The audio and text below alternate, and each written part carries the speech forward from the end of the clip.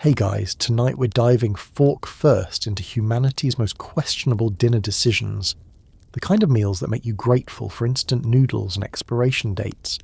This isn't some rustic farm-to-table feast or a royal banquet with gold-dusted desserts. No, this is history's all-you-can-gag buffet. Fermented horrors, crunchy surprises, and mystery stews that defy both science and good taste.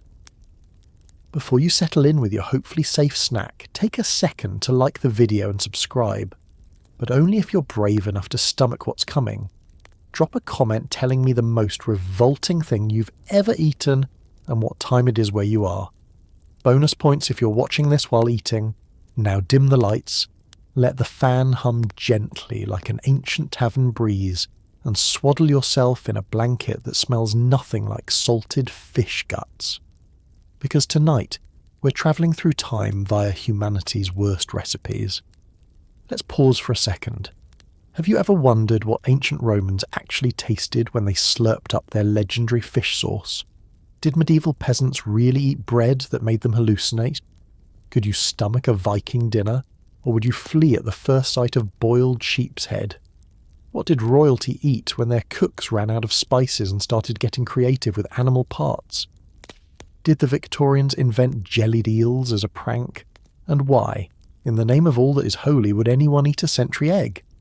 Congratulations, you've just woken up at history's dinner table. The menu is cursed. Good luck. You awaken in a stone hut, stomach growling, nose twitching. For breakfast there's nothing but a few roasted mice impaled on sticks, still furry in places. Apparently, meat is meat, and protein is protein, even if it comes with whiskers. Let's set the scene. You're not in a quaint countryside Airbnb with a rustic vibe. You're in the heart of prehistory, roughly 8000 BC. Your home is a circle of stacked stones, mud, and a solid roof of hope it doesn't rain tonight. Your bedding is a generous pile of grass, unless your neighbour's goats wandered in and ate it in the night. The air smells like smoke, damp earth, and, let's be honest, you. Personal hygiene hasn't been invented yet. You have one outfit, and it's more of a suggestion than actual clothing. Breakfast options? You wish you had options. The closest thing to a bakery is a flat rock with some stale barley paste on it, and the local cafe just serves water from the nearest puddle. But today, you're lucky. The family hunter, aka your cousin with very quick hands, caught something for the morning meal. It isn't a woolly mammoth, or even a decently sized bird. It's mice. Plural, because if you squint, 3 mice is almost a meal.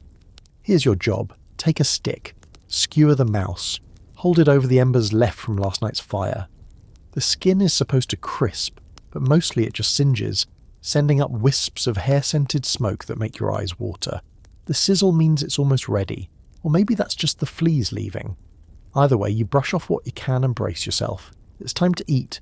There's no salt, no pepper, and definitely no dipping sauce. If you're lucky, the tail burns off in the fire so you don't have to deal with it. You bite in, and the taste is earthy. Not the trendy, umami earthy of modern fine dining.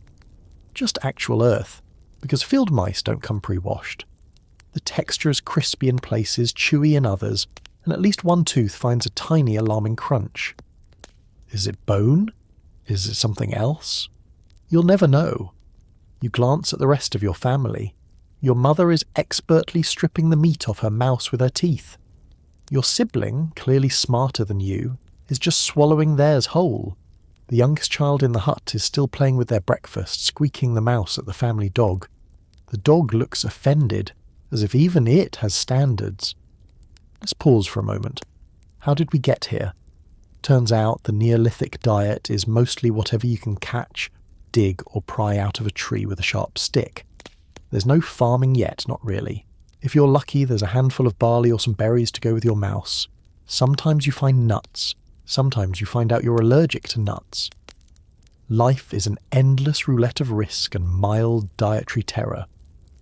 Modern breakfast, Greek yogurt, honey, bananas, maybe toast with avocado. Neolithic breakfast, roasted rodent and whatever you can scavenge that won't kill you. No meal prep here, unless you count picking fur out of your teeth as food styling. By the end of the meal you're still hungry, but at least you have the memory of protein and a story to complain about when you invent the concept of complaining. Your cousin finds another mouse, roasts it, and immediately drops it into the ash. It is now, officially, ash-roasted mouse. You eat it anyway. And that's breakfast. As the sun rises over the misty fields, you clutch your stick, wonder what's for lunch, and quietly vow never to take modern cereal for granted again. At least your food didn't run away this time. Welcome to the Neolithic. Eat up. There's always room for one more mouse. It's sweltering in the Nile Delta, and dinner is a goose so dry and oversalted it's halfway to becoming a small, angry mummy. You're chewing, and still somehow thirstier with every bite. Let's step into your sandals for a moment. The year is 1400 BC. You're not feasting in a palace, but you're lucky enough to sit at a reed mat in a small adobe house that bakes hotter than a pizza oven all day long. The Nile breeze offers zero help. It mostly wafts the fine scent of damp papyrus and mud brick with just a hint of decaying fish. You glance out the open doorway. Palm trees, slow-moving water, and the eternal promise that someday, somewhere, someone will invent air conditioning. You turn back to your plate, which is really more of a flat clay tile, and stare at tonight's main event. Goose. Goose is technically a delicacy. One you save for festivals, honoured guests, or when you finally catch that bird that's been bullying the neighbourhood goats. But there's a catch, and it's salt. Salt is a luxury, and the only way to keep goose from transforming into a bird-shaped biohazard is to salt it. Salt it hard. Salt it until even the embalming priest would say, "Whoa, that's enough." By the time you take your first bite, the goose is somewhere between jerky and gravel. It's so dry that you half expect to find a little linen bandage tucked under the wing. You gnaw with determination. Each chew draws more moisture from your mouth, until your tongue feels like it's been left in the sun too long. The flavour? If you close your eyes, it's like eating a sandal that spent the afternoon in a salt mine. If you open your eyes, it's still just as dry.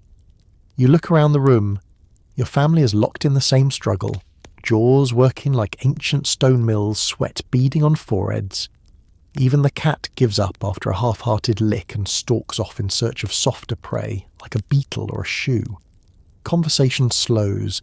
It's hard to chat when your lips are glued to your teeth by the power of sodium. There's bread, of course. Ancient Egyptian bread. Dense, gritty, and absolutely full of sand, thanks to that innovative grind the wheat with rocks technique. It's less of a side dish and more of a dental challenge. You try to use the bread to soak up the goose, but it only makes the bread saltier and the goose drier, which feels like a culinary paradox. You reach for a sip of beer, the thick, porridge-like Egyptian kind. It's not much of a thirst quencher, but it's better than water from the Nile, which, in this era, is full of things you'd rather not think about right now. Let's pause for a quick comparison. Modern dinner, roast chicken, fresh salad, a cold drink, maybe a dessert if you're feeling wild. Ancient Egypt, goose mummified in salt, sand bread, warm beer, and the vague hope you'll make it to breakfast without sprouting feathers. No pressure. You hear a knock at the door, someone delivering a jar of honeyed dates. It's the first sweet thing you've seen in days, and everyone lunges at them like a family of jackals. The sugar is a welcome relief. You chew on a date and imagine just for a second that you're dining at Pharaoh's table, enjoying figs, fish, and endless wine. But reality returns quickly, in the form of another bite of goose that feels like it might outlast the pyramids. Finally, dinner winds down. Your jaw is sore, your thirst is heroic, and your respect for ancient teeth has never been higher. You lay back on your mat, listening to the soft croak of frogs outside, stomach full, mouth parched, and swear you'll never complain about leftover rotisserie chicken again. Congratulations, you've survived another meal in ancient Egypt. The good news? You're probably safe from mummies tonight. The bad news? Tomorrow's breakfast is more bread, more salt, and possibly, if the gods smile, a little less goose. Sleep tight.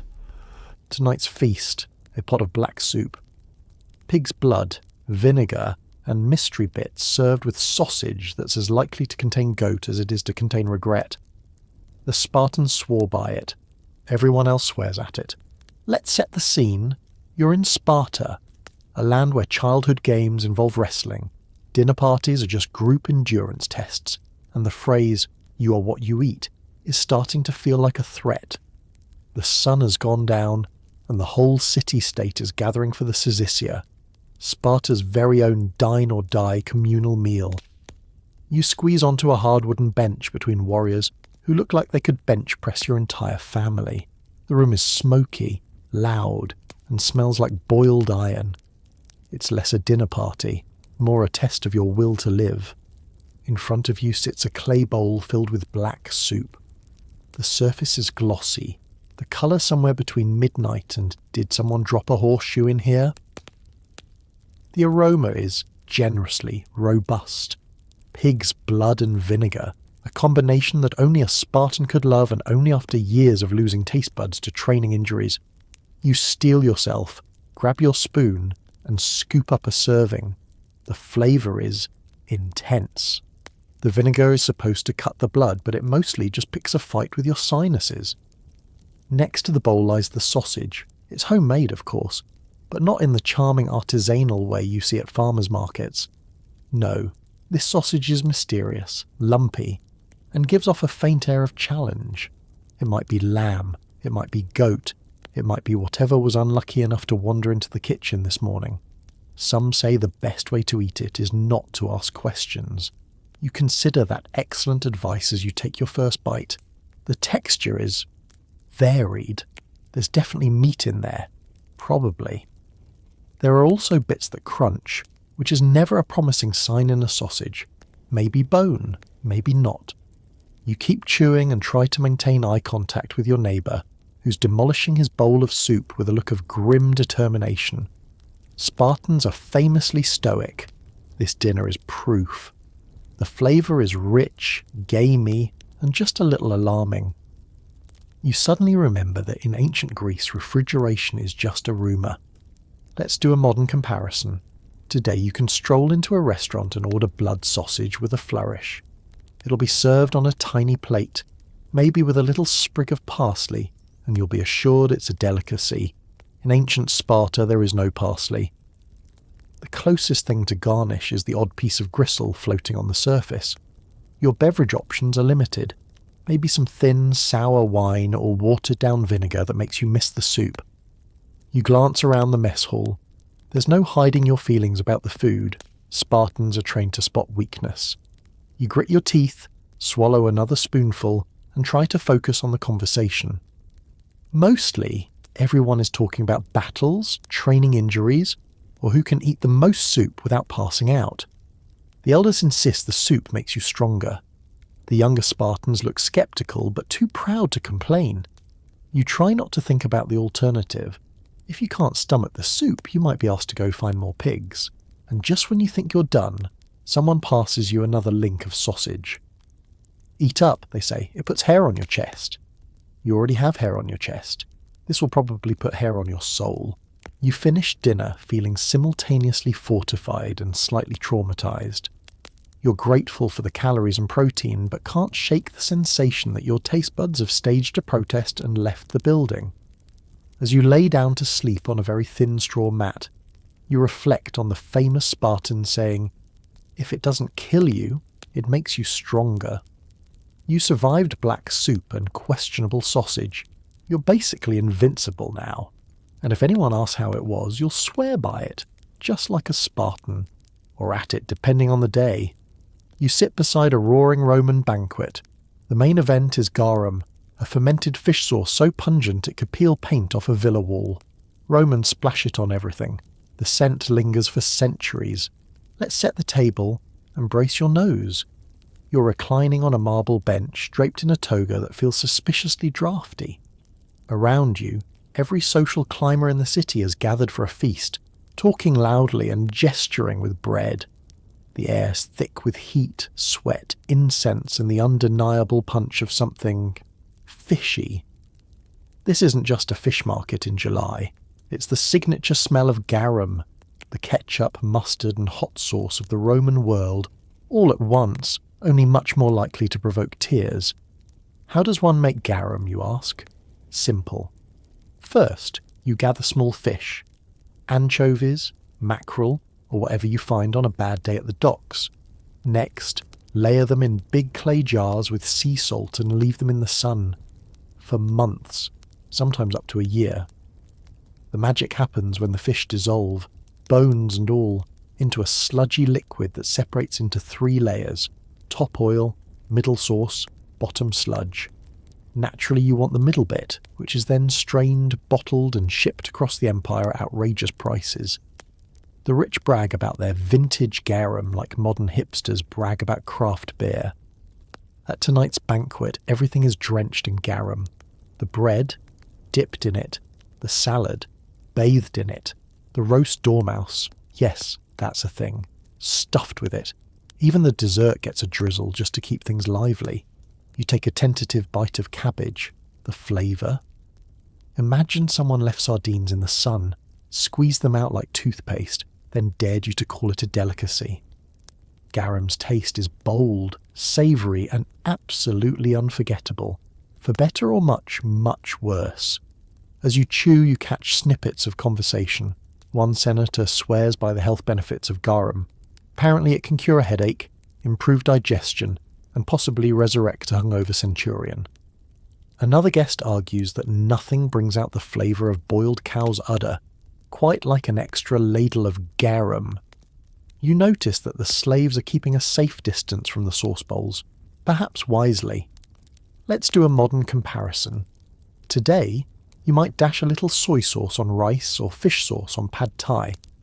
Garum is like fish sauce's older, meaner cousin, one who shows up uninvited to dinner and refuses to leave. It's potent, it's salty, and it has a reputation for sneaking into every dish whether you like it or not. Romans were obsessed. If your villa didn't reek of garum, were you even living? You try a different dish. Boiled eggs with a sprinkle of ground pepper and of course more garum. The sauce overpowers everything, leaving your mouth with a rich fishy tang that might just haunt you forever. Even wine can't wash it away. One sip, and now your drink tastes faintly of the Mediterranean at low tide. Delicious. Around the room, everyone pretends to enjoy themselves. You suspect that most Romans aren't tasting the food anymore, just bravely surviving it. A poet recites verses about Neptune's bounty, and somewhere in the kitchen, a cook opens another amphora, releasing a cloud of extra-aged aroma that causes someone's wig to slide off. You wonder if the famous Roman stoicism was invented specifically for eating garum. Eventually, the meal ends. You thank the gods for the invention of strong perfumes, then quietly plan to burn your clothes. The flavour stays with you, clinging to your tongue, your fingers, your soul. As you recline under the stars, you realise the empire may fall, but the scent of garum will echo through eternity. Congratulations, you survived the Roman banquet. Next time you grumble about anchovy pizza, just remember, you could have been dining with Caesar, swimming in a sea of fermented fish. Eat up. The Romans would want you to. The Norse are nothing if not practical. Dinner tonight is boiled sheep's head, eyes included. You're expected to eat every part while pretending not to make eye contact with your dinner. Welcome to a longhouse on the windswept coast of medieval Scandinavia. It's winter, because let's face it, in Viking country it's always winter in spirit, if not in temperature. Outside, the wind howls and the sea hammers the rocks. Inside, it's only slightly less brutal. A big communal table, benches covered in itchy fur, and the friendly aroma of burning peat mixed with just a hint of something unsettlingly meaty. Tonight's meal is a true delicacy, at least according to your Viking host, who looks like he could wrestle a bear for fun. The sheep's head sits front and centre on the table, boiled until tender, the eyes still glossy and disturbingly alert.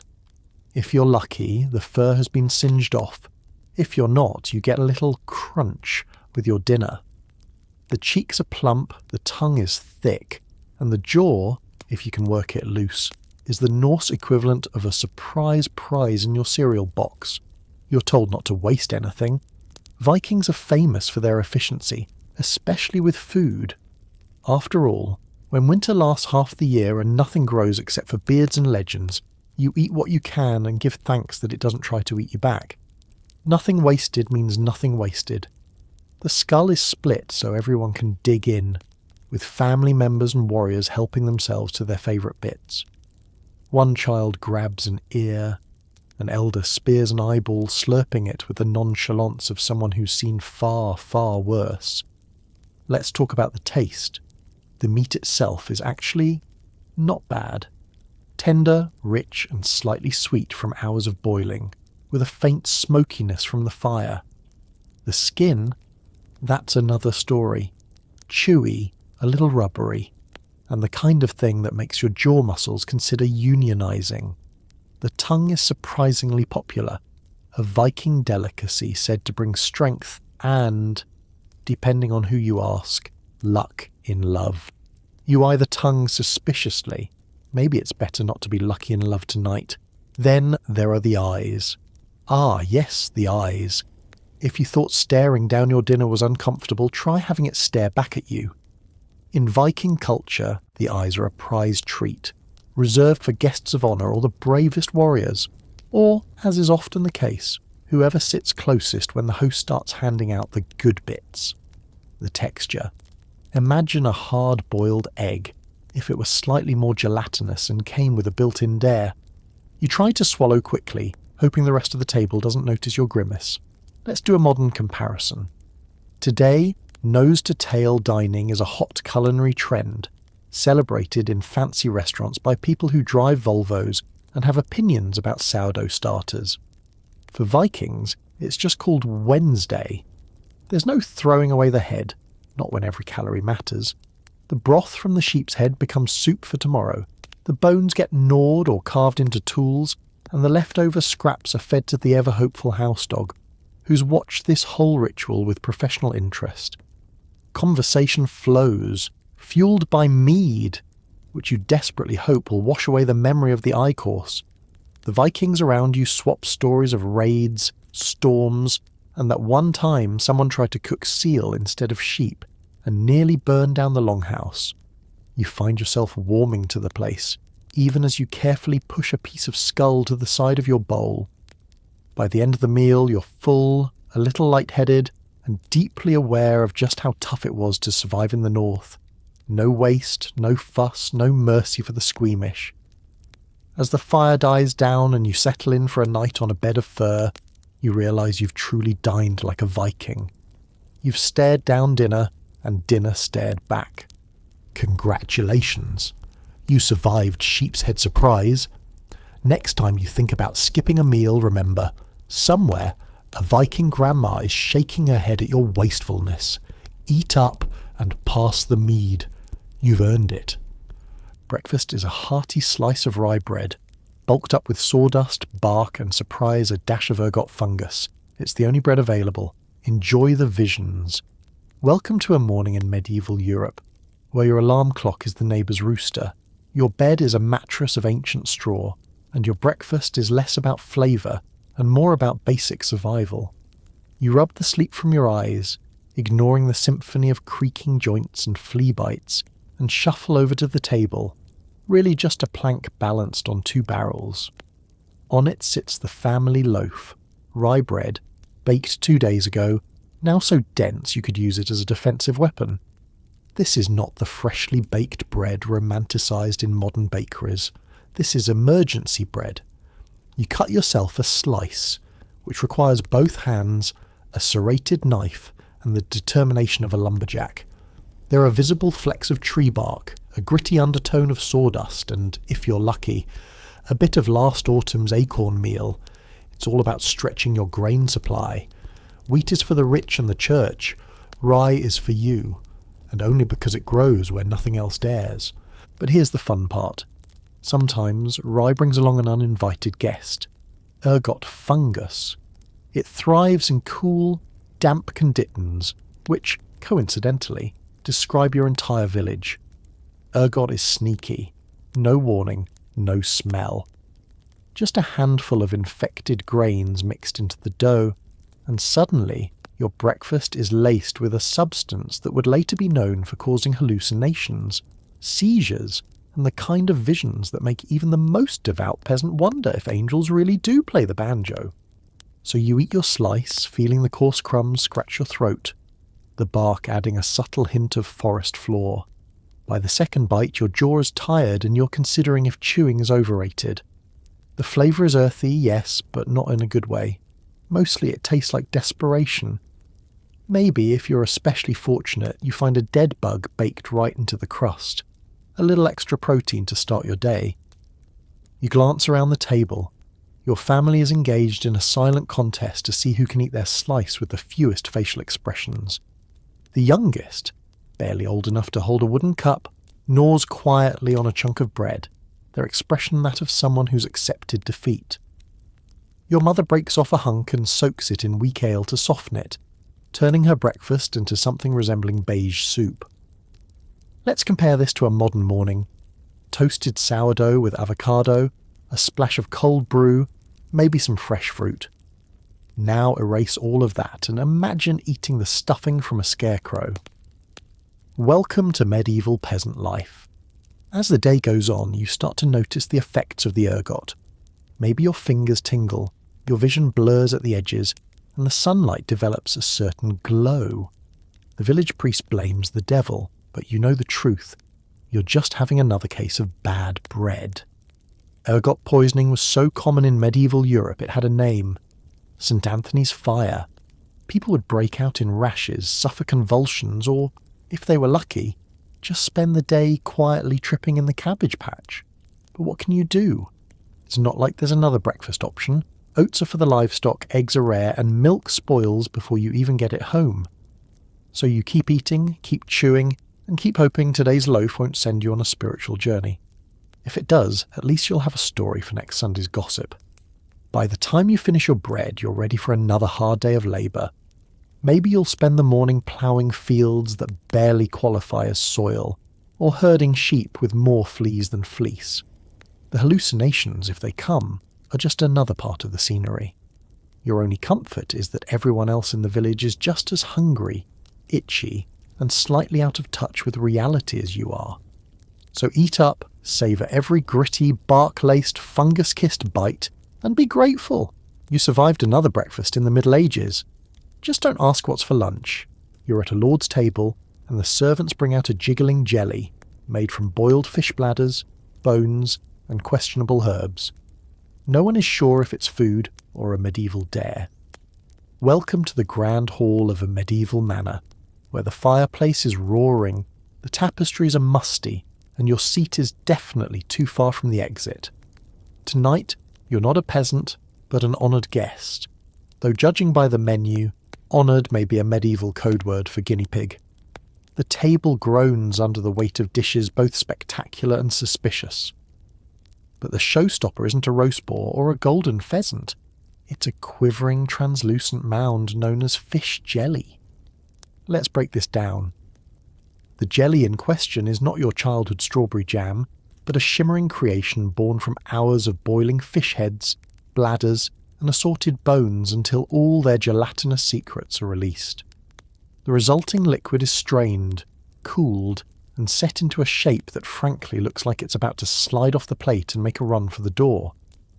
For added excitement, medieval cooks throw in a handful of chopped herbs, a splash of wine if the lord is feeling generous, and whatever seasoning they haven't already spilled on the rushes. As the dish wobbles its way around the table, the mood shifts. Guests eye it with a mixture of awe and fear. Is it supposed to jiggle that much? Should food be see-through? The lord, eager to show off his wealth and sophistication, takes the first bite. You are next in line, which feels less like an honour and more like a dare. You steady your nerves and scoop up a glistening spoonful. The texture is, how to put this gently, memorable. Slippery, cold, and slightly rubbery. It slides around your mouth like it's late for another engagement. The taste is faintly of fish, with strong notes of pond and a hint of herbal confusion. If you close your eyes, you can almost convince yourself you're eating a very slimy, mildly seasoned aspic. If you open your eyes, the experience is even more alarming. It's wobbly, it's shiny, and it's making eye contact with you. Across the table, the conversation tries to pick up. Someone cracks a joke about nights being braver than their dinner. Laughter is a little too loud, a little too forced. A bard in the corner plucks nervously at his lute, as if playing a tune might distract people from the challenge at hand. The bravest guests help themselves to second servings, hoping to impress the host, or at least distract from the fact that their first serving is now trying to escape the fork. Let's do a modern comparison. Today you might encounter aspic at a very niche, very retro dinner party, one thrown by someone who owns too many vintage cookbooks and not enough self-awareness. Back in medieval times, though, gelid foods were the ultimate flex. Gelatin was a sign of wealth and kitchen power. Only the rich could afford to waste so many fish parts, plus all that fuel to keep the cauldron bubbling for hours. The more elaborate the jelly, the fancier the household. If it wobbled, you'd made it. Of course, not everyone is a fan. You notice a few guests quietly sliding their portions to the family dog, who sniffs the jelly, sneezes, and reconsiders. You try to wash down the taste with a gulp of thin ale, but the fishy aftertaste clings on, determined to see you through until dessert. Dinner continues with more recognisable foods: roast meats, crusty bread, a handful of questionable turnips.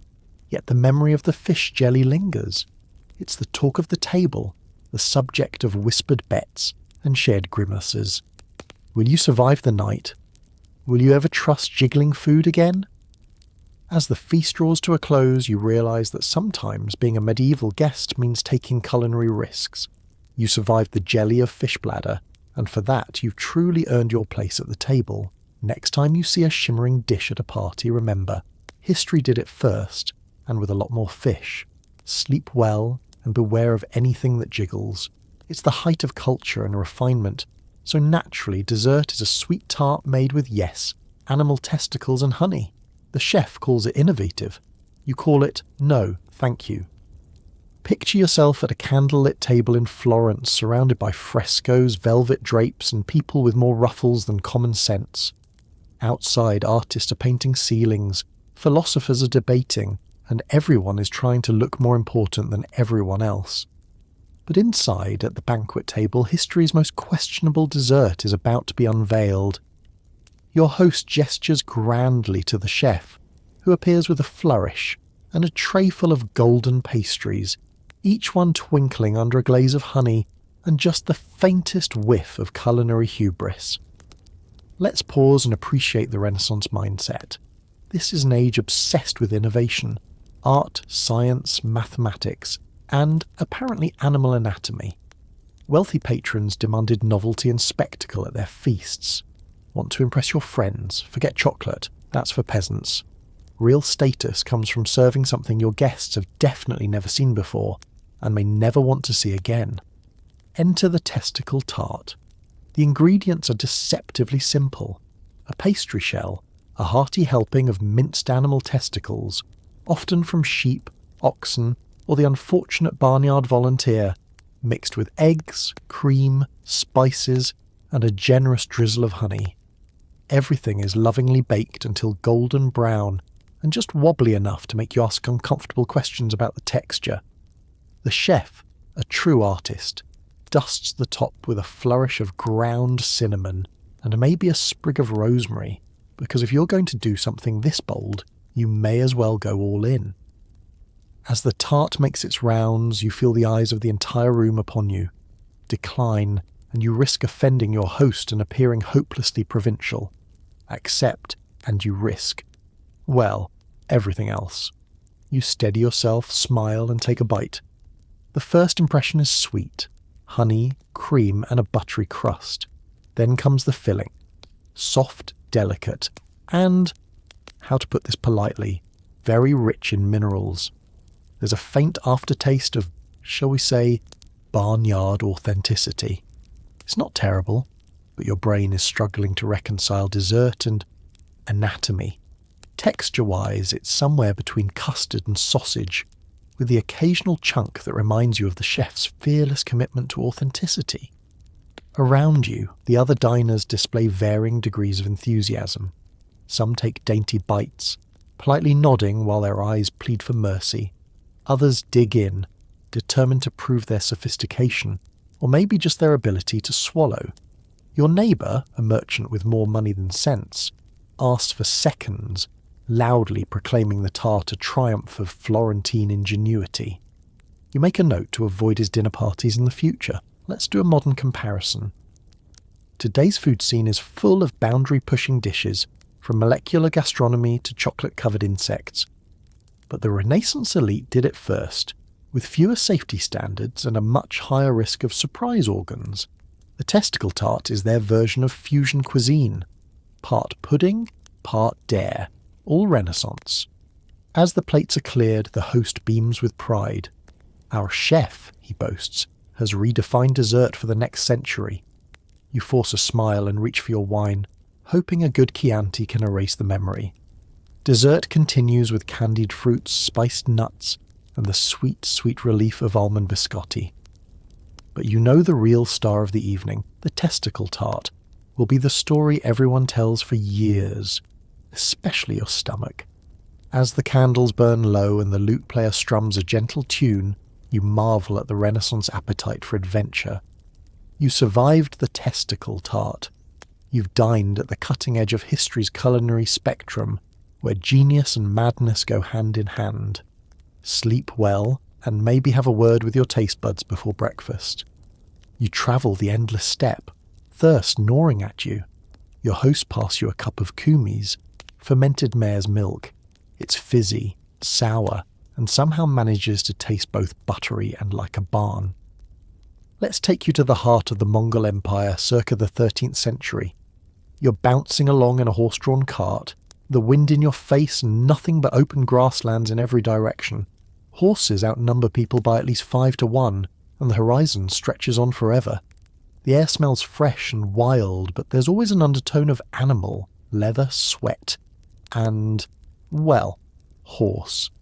Your travelling companions are a family of nomads as tough as old boots and just as weathered. Dinner is whatever moves slowest. Drinks, that's where things get interesting. Tonight you're invited into a ger, a round felt tent, snug against the wind and surprisingly cosy. The fire is going, a pot is bubbling with something mysterious, and the mood is welcoming. After a long day on the steppe, you're parched. You watch as your host skillfully pours a milky white liquid from a leather bag into a wooden bowl. He offers it with 2 hands, grinning. Everyone's watching. This is kumis, the drink of the steppe, fermented mare's milk. It's a staple for Mongol warriors, herders and children alike. It's also, if we're honest, a challenge. You brace yourself and take a sip. First impression, bubbles. Yes, kumis is naturally fizzy, a quality you did not expect from anything involving a horse. Next comes the tang, sharp, sour and a little bit buttery. There's a slight burn at the back of your throat that says, "Surprise, there's alcohol in this." The aftertaste is persistent and distinctly barn-like. Imagine drinking yogurt, soda and a hint of stable all at once. It's invigorating. And by invigorating, we mean emotionally confusing. Let's talk process. Making kumis is a tradition passed down through generations. Fresh mare's milk is poured into a large leather sack and left to ferment in the sun. The whole family gets involved, churning the milk several times a day to mix in air and keep the bacteria happy. The result is a slightly alcoholic beverage with the power to both hydrate and, depending on your luck, clear out your digestive tract. Mongol children drink it. Mongol warriors drink it. You, as the guest, are expected to drink it, and to smile while you do. Around you, the rest of the camp sips their kumis like it's lemonade on a summer day. Your host beams at you, clearly proud of the family's handiwork. You take another sip, trying to ignore the way the bubbles tickle your nose and the odd buttery slickness that coats your tongue. You wonder if it's an acquired taste, or if everyone is just really good at pretending. For a quick modern comparison, imagine if your local coffee shop replaced lattes with sparkling milk, spiked it with vinegar, and charged you extra for artisanal authenticity. The health nuts would claim it's full of probiotics, and someone on Instagram would definitely try to make it a trend. But here on the step, it's not a gimmick, it's survival. The meal continues with boiled meat, flatbread, and stories of the old days when Genghis Khan himself rode these plains. The kumis keeps flowing, and you notice that after a few bowls it goes down a little easier. Or maybe your taste buds are just surrendering. Either way, you start to appreciate the hospitality, the laughter, the stories, the sense of family around the fire. By the end of the evening, you're full, slightly tipsy, and ready to collapse on your sheepskin mat. The stars outside are blindingly bright, the night air crisp. You've survived your first bowl of kumis, and in doing so, you've earned your place at the Mongol table. The taste may linger, but so does the memory. Congratulations. You drank the fermented mare's milk and you live to tell the tale. Tomorrow there will be more. For now, drift off to sleep, grateful for the adventure and for modern beverages that don't require a leather sack. In Tenochtitlan, you're served a vibrant stew made with amaranth grains, chili, and a generous handful of toasted grasshoppers. Crunchy, spicy, and disturbingly lively. The city buzzes with life, markets bursting with colours, fragrant flowers, and more varieties of chili than you ever knew existed. You're a guest at a grand Aztec feast, seated on a reed mat beside a table crowded with maize cakes, cacao, and what appears to be a truly fearless approach to culinary experimentation. At the centre of it all is the evening's main dish, amaranth and insect stew, a bowl of earthy grains, fire-red peppers, and what your host proudly assures you are the freshest chapulines, grasshoppers, in the whole Valley of Mexico. You stare into your bowl. The amaranth is fluffy, almost like couscous, but flecked with green herbs and fiery specks of chili. Floating on top, and sometimes sinking in like shipwrecked pirates, are roasted grasshoppers, legs and all.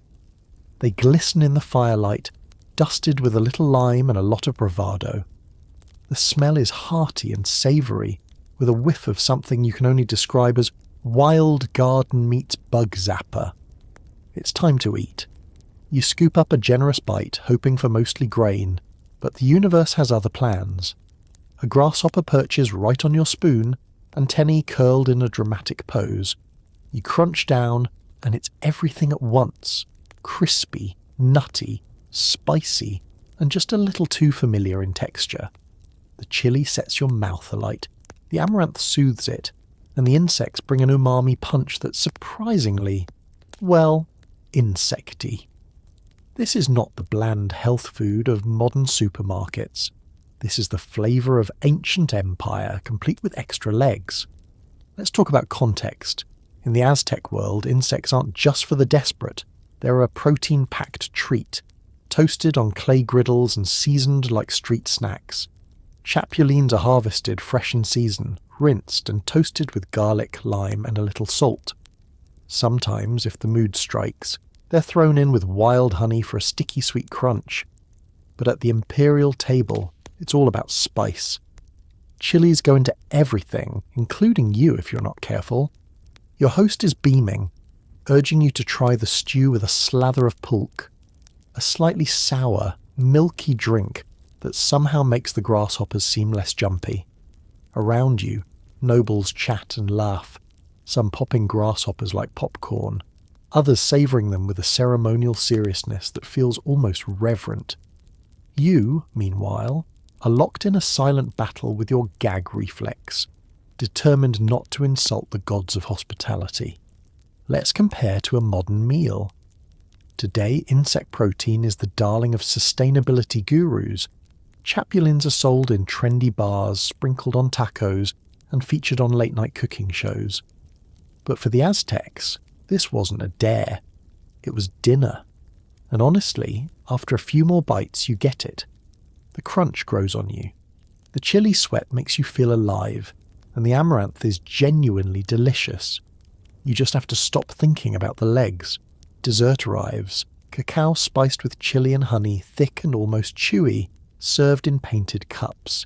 You sip, you sigh, and you realise you've made it through another wild historical meal, complete with more exoskeleton than you ever wanted.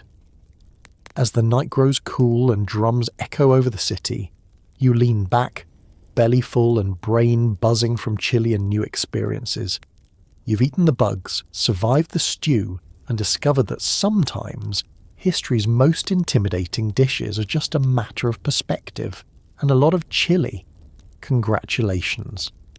You crunched your way through an Aztec banquet.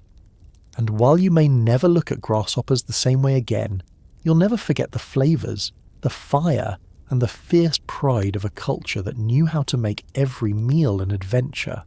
Sleep well, and may your dreams be free of antennae. Dinner in Henry VIII's court means sipping cock ale, a festive brew made by boiling an entire rooster in beer. Sometimes with the feathers still attached, it's chunky, very chunky.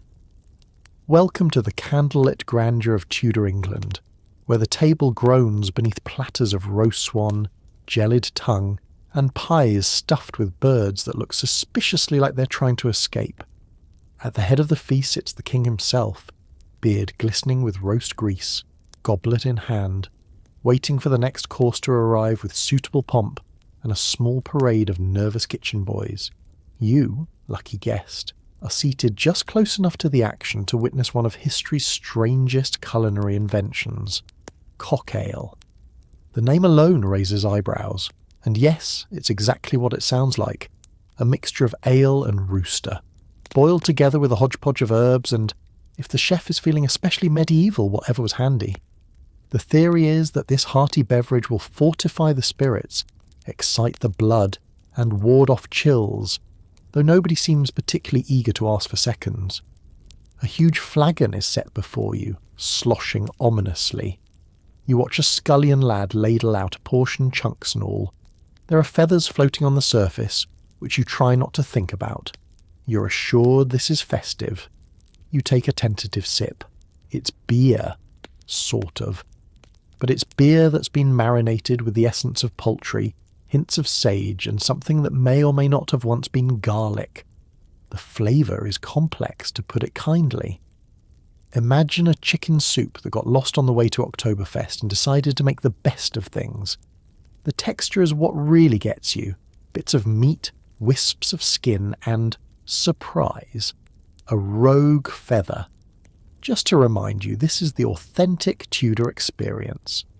Around you, courtiers attempt to look enthusiastic. Some are sipping politely, others are eyeing their mugs with the wariness usually reserved for suspicious mushrooms. A few old hands, likely on a first-name basis with gout, toss it back in one go, perhaps hoping that the faster it goes down, the less time they'll have to think about it.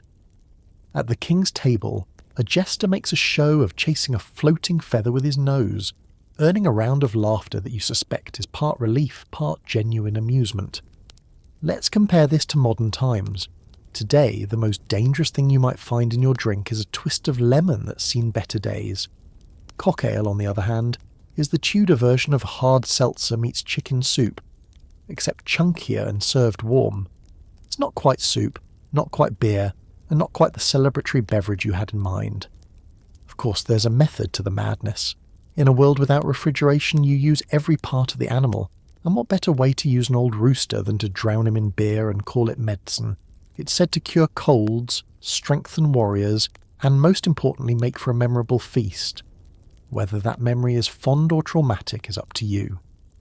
The meal continues with mountains of meat pies, spiced custards, and fruit preserved in enough sugar to bankrupt a small village. But the cock ale remains the star of the evening, looming over the table as a reminder that in Tudor England, culinary innovation sometimes outpaced culinary wisdom. By the end of the night, you're full, slightly queasy, and acutely aware that the next course could be even stranger. You push away your mug with a silent promise to stick to regular ale from now on. Still, you can't help but feel a strange sort of pride. You've survived cock ale, feathers, chunks, and all. Congratulations. You drank like a Tudor and lived to tell the tale. Next time you see something odd floating in your drink, just remember, it could always be a rooster. Sleep well, and may your dreams be feather-free. You're hiding from the reign of terror, so dinner is whatever you can find. Someone's tossed an old boot in the soup pot for flavour. Bon appétit. Welcome to Paris, 1793. The city is a swirling storm of revolution. Mob shouts echo off crumbling stone, and the scent of fear lingers in every alley. You're not feasting at Versailles or nibbling on dainty pastries. You're crouched in the back room of a friend's bakery, dodging both royalists and revolutionaries, praying no one asks for your opinion on the monarchy. Dinner? Let's not get too optimistic. Your host, eyes darting to the boarded window, dumps a bundle of mystery greens into a dented pot. Just like my grandmother used to make, she jokes, with a kind of laugh that tells you her grandmother probably had more to work with. You peek inside and see cabbage, wilted onion, maybe a carrot if you squint hard enough. To bulk up the flavour, and because nothing goes to waste, someone has thrown in an old leather boot. Not a joke. A real, honest-to-goodness shoe. For flavour, they assure you. Apparently desperation has no culinary boundaries. The pot bubbles, filling the tiny kitchen with a rich, earthy scent. It's comforting at first, until the aroma of worn leather and mystery footnotes creeps in. Your stomach rumbles. Hunger lowers your standards.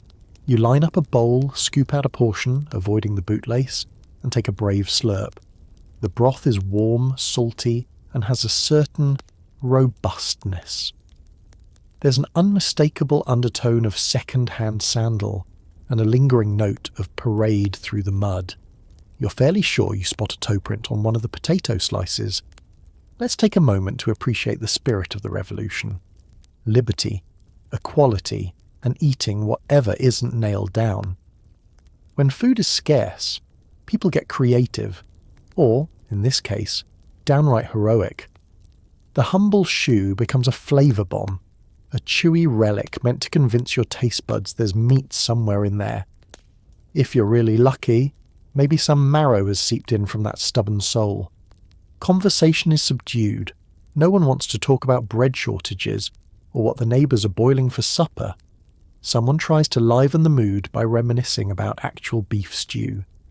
The table sighs in collective longing. One guest bravely gnaws on a shoelace, shrugs, and pronounces it al dente. You smile and pretend not to notice the tiny pebble lodged in your molar. Now for a modern comparison, imagine a ramen shop run by a cobbler, or a bone broth bar that uses actual bones, plus a little vintage footwear. Today, people line up for artisanal bone broth and nose-to-tail cooking, but at least their soup doesn't double as a lost and found. The revolution's resourcefulness isn't just a meme, it's necessity. Every scrap is precious. Vegetable peels, crusts, and even the shoe that pinched your feet last winter become potential calories. Some say that the French palate was forged in hardship, learning to coax flavour out of nothing. If so, tonight's soup is a masterclass. As the meal winds down, you sip the last of the broth, feeling both grateful and a little bit ridiculous. Hunger is the best seasoning, they say. Tonight, it's the only seasoning. Someone finally fishes out the boot, peels off a carrot chunk clinging to the heel, and sets it aside for tomorrow's stew. Waste not, want not. As you settle in for the night, stomach full of revolutionary spirit and maybe a few rubbery surprises, you reflect on the power of human stubbornness. No matter how lean the times, people find a way to keep the pot boiling. Congratulations, you've survived soup à la choux, and you're a little more revolutionary for it. Sleep tight, and may your dreams be free of footwear. At a bustling market, you're handed a bowl of eels suspended in a wobbly clear jelly. For extra crunch, a sprinkling of street grit.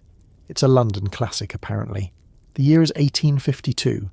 The Thames is swirling brown and mysterious, a stew of secrets, and yesterday's laundry.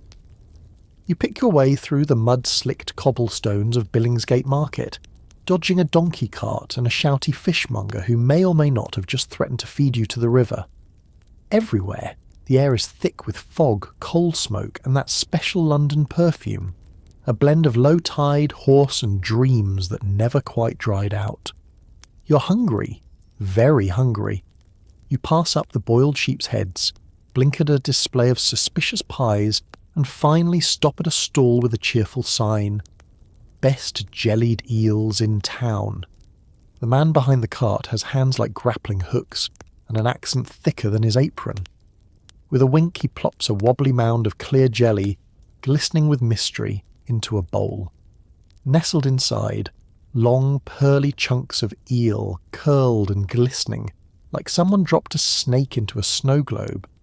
The first thing you notice is the jiggle. It trembles in the bowl with every passing carriage, somehow both solid and suspiciously alive. The next thing is the colour, a sort of ghostly translucence that would make a Victorian child faint, and a modern food inspector reach for their pen. On top, a sprinkling of something greyish. At first you hope it's pepper, but the vendor gives you a conspiratorial nod. Bitter London's own, that is, adds crunch.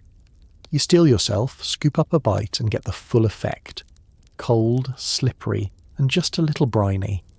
The jelly is thick and slightly sticky, tasting of boiled bones, salt, and the dreams of fish long gone.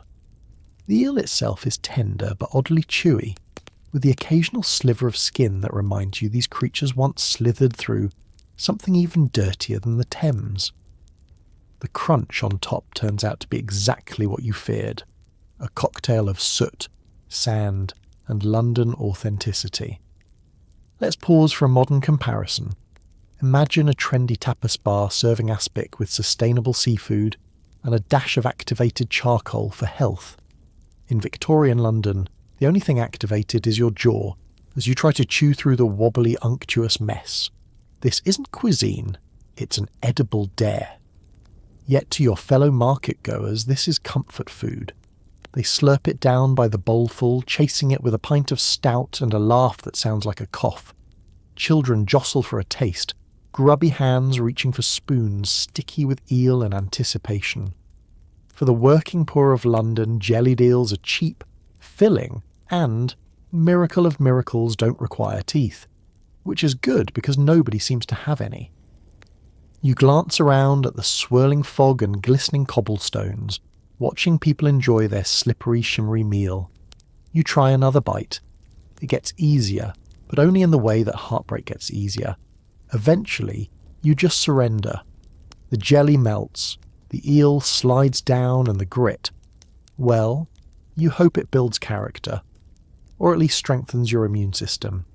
By the time you finish, you've earned your London badge of honour. A small crowd gathers to see if you'll ask for seconds or simply faint. You nod, say "lovely," and get a cheer. Someone hands you a sticky penny. Someone else offers you a toothless grin. You step away from the stall, your insides wobbling like the jelly. As the market resumes its bustle, you realise that in Victorian London food is survival, and survival sometimes tastes like river, salt, and the city itself. Congratulations, you've eaten jellied eels and soot. Take a bow and maybe a glass of water. You've tasted the real London, grit, grime, jelly and all. Sleep tight, and may your dreams jiggle kindly. It looks like an ordinary egg, but inside it's green, black, and smells like a haunted bog. The taste is acquired. The aftertaste is forever. Welcome to a bustling banquet in Imperial China. Silk-robed nobles, porcelain bowls, and a dizzying parade of delicacies parading by on lacquered trays. Duck, pork, lotus root, dumplings stacked like little clouds, and sitting quietly in a place of honour, the infamous century egg. It glistens, dark and mysterious, nestled in a porcelain dish, daring anyone with less than absolute confidence to make the first move. You try to act casual, reaching for an egg with your chopsticks. On the outside, it's just an egg, maybe a little darker, maybe a bit firmer, but nothing alarming. But then the shell cracks, and suddenly you're face to face with a culinary mystery. The white is not white. It's a deep, translucent green bordering on obsidian. The yolk? Black as midnight, creamy as fudge, with the faintest aroma of sulphur, old cheese, and an abandoned aquarium. You take a tentative sniff.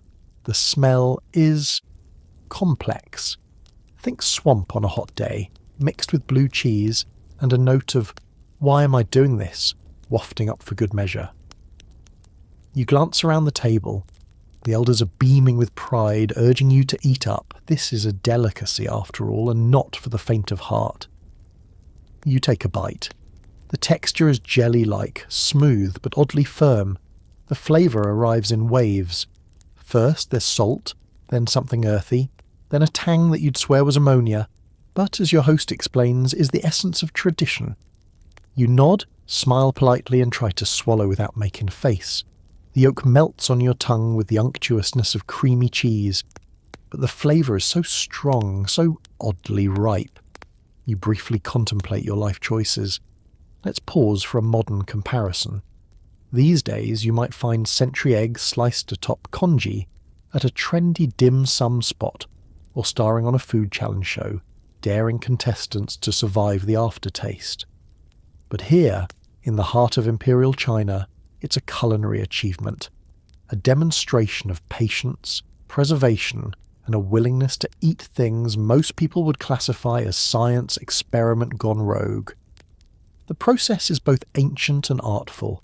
Fresh duck eggs are coated in a mixture of clay, ash, salt, quicklime, and rice hulls.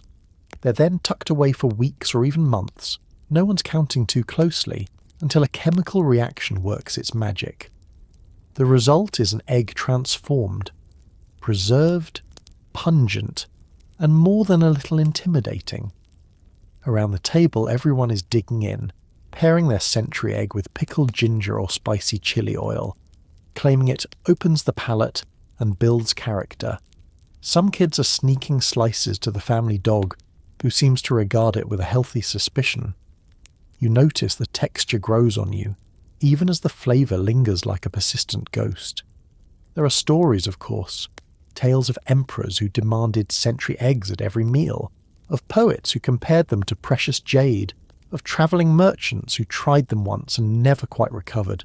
Tonight, you join their ranks, a survivor of egg roulette, the proud possessor of a palate both broadened and slightly traumatised.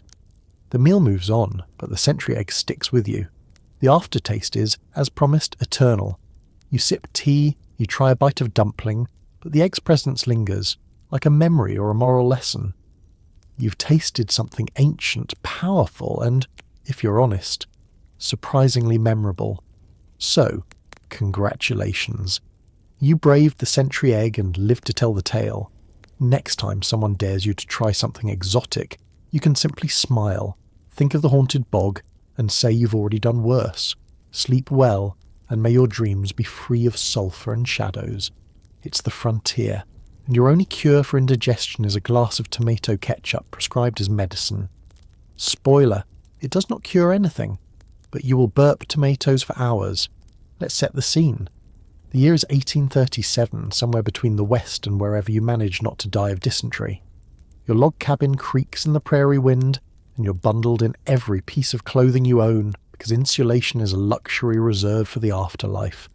The pantry is bare, except for a few potatoes, some jerky so hard you could use it as a tool, and, gleaming in the candlelight, a bottle of Dr. Miles's celebrated tomato ketchup. Ketchup, you ask? Yes, but not as you know it. There are no golden arches, no fries to dip, and absolutely no squeezy plastic bottles. Instead, this is thick, lumpy, and unapologetically medicinal. The local doctor, who moonlights as a blacksmith, preacher, and possibly dentist, swears by its curative powers. Got a headache? Ketchup. Trouble sleeping? Ketchup. Problems of the lower intestine? Double ketchup. In the 19th century, everything is a potential remedy, especially if it's red and comes with a good sales pitch. Your stomach grumbles ominously, remembering last night's salt pork and unidentifiable beans. You approach the bottle with trepidation. The label is a marvel of frontier optimism. Guaranteed to soothe all that ails ye, contains only the finest tomato, sugar, and secret healing herbs. Translation. mostly tomato, a heroic dose of vinegar, and a hint of desperation. You uncork the bottle. Instantly, a vinegary tang fills the room. It smells less like something you'd put on meatloaf and more like something you'd use to clean a rifle. Nevertheless, you pour a glass, a real glass like the directions say, because apparently dosing yourself with ketchup is a sign of refinement. You raise it to your lips, trying not to look at the odd seeds floating near the surface. The first sip is bracing, sweet, sour, thick enough to be mistaken for tomato jam. It slides down your throat, warming everything it touches. The taste is powerful. Imagine drinking cold marinara with a shot of moonshine. You're instantly awake, your mouth tingling, and your digestive system on red alert. You pause. Are you cured? Are you dying? Both seem equally possible. Let's compare to the modern world. Today, ketchup is a condiment, beloved and trusted, dribbled over burgers, hot dogs, and fries. It's a sidekick, not the star. But in the wild west of American medicine, ketchup took centre stage. It was marketed as a cure-all sold by travelling salesmen with stories about miraculous recoveries and testimonials from satisfied customers, possibly invented. It didn't help that most other medicines of the day included ingredients like mercury, opium, or, if you were really unlucky, arsenic. But ketchup was at least mostly harmless. The worst side effect was the endless parade of tomato burps. You finish your glass and wait for the magic to happen. Nothing does except a slow gurgling in your gut. Hours later, you're still wide awake, heartburn gently smouldering, but proud to have taken your medicine like a true pioneer. Around the table, the family is less enthusiastic. Your little brother refuses outright, preferring to risk the ague. Your father gives it a try, then quietly decides whiskey is a better remedy. Your mother, wise to the world, pretends to take a dose and secretly swaps her glass for water. As the night deepens, you lie in bed, stomach still negotiating the ketchup's terms and conditions. The wind rattles the windows, coyotes howl in the distance, and you burp once, loudly, into the prairie darkness. You realise that sometimes medicine is just a leap of faith and a lot of tomatoes. Congratulations. You survived the 19th century ketchup cure, learned a little about frontier optimism, and discovered that sometimes what doesn't kill you just makes you burp. Sleep well, and may your dreams be condiment-free. On the frozen tundra, tonight's delicacy is seal flipper pie. It's as oily as it sounds, but you need the calories to survive the night. Try not to think about the whiskers. Let's set the scene. It's midnight, but the sun barely dips below the icy horizon. You're holed up in a windswept shelter, bundled in every scrap of fur you own, with the wind rattling the walls like an angry polar bear. Out here, survival is measured in calories, and dinner is less about taste and more about getting enough fat to outlast the cold. Forget farm to table.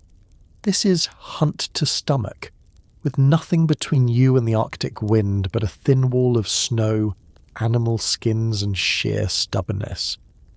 The fire crackles weakly, barely taking the chill off the room. Your host, a wiry Inuit hunter with frost in his eyebrows, slides a cast-iron pot from the fire. The aroma is unmistakable. Fishy, smoky, and so oily it could lubricate a dog sled. He carefully lifts the lid to reveal the pie. Chunks of dark, shiny seal flipper, floating in a pool of rendered fat, topped with a layer of hearty pastry that has absorbed every drop of Arctic essence. There might be vegetables somewhere in there, but they're hiding wisely. You take a serving, the pastry squelching as you cut in, releasing a puff of steam that smells like the sea, the hunt, and just a whisper of musty fur. The meat itself is dense and unctuous, with a springy texture that reminds you of very old roast beef crossed with a rubber boot. The taste is overwhelming, deeply oceanic, mineral-rich, and so fatty your lips feel permanently glossed. You're grateful for every bite, not because you're enjoying it, but because you can feel the calories warming your blood. Let's do a quick comparison. In the modern world, comfort food means creamy soups, mashed potatoes, or a nice slice of apple pie. Here in the Arctic, comfort food is whatever keeps you alive through a night where temperatures drop lower than most people's SAT scores. You're not just eating to satisfy hunger, you're eating to stay out of the history books as that person who didn't finish their seal flipper pie. Your companions dig in with gusto. Children slurp the oily broth, adults pass around hunks of pastry, and everyone shares stories of hunts gone wrong, storms survived, and the one time a seal stole someone's boot. There's laughter, a sense of shared accomplishment, and a lot of licking of greasy fingers. Nobody seems to mind the occasional stray whisker. If anything, it's proof of authenticity. For the adventurous, there are extra treats. Maybe a piece of blubber, slick and chewy, offered as a special delicacy to honoured guests. You swallow it with a brave face, aware that calories trump manners. Someone jokes about making ice cream out of the leftover fat and everyone laughs, but you're not entirely sure they're joking. The pie is chased with hot tea, black and strong enough to strip paint but blessedly unscented. You sip, grateful for the warmth, and realise you're actually full, maybe even a little sleepy. Your body hums with the energy of 1,000 calories, each one a tiny edible insurance policy against the cold. As the meal ends, you stretch out on a pile of reindeer skins, the wind howling outside. You reflect on the resilience of people who make a feast out of what the land gives them, even if what it gives is a pie filled with flipper, blubber, and the lingering memory of whiskers. Congratulations, you've survived seal flipper pie, and you're just a little bit tougher and oilier for it. As you drift off to sleep, warmed from the inside out, remember, history's most disgusting foods are often just survival in disguise. Sleep well, and may your dreams be blubber-free. Breakfast is a bowl of gruel, oats, water, and a profound sense of disappointment.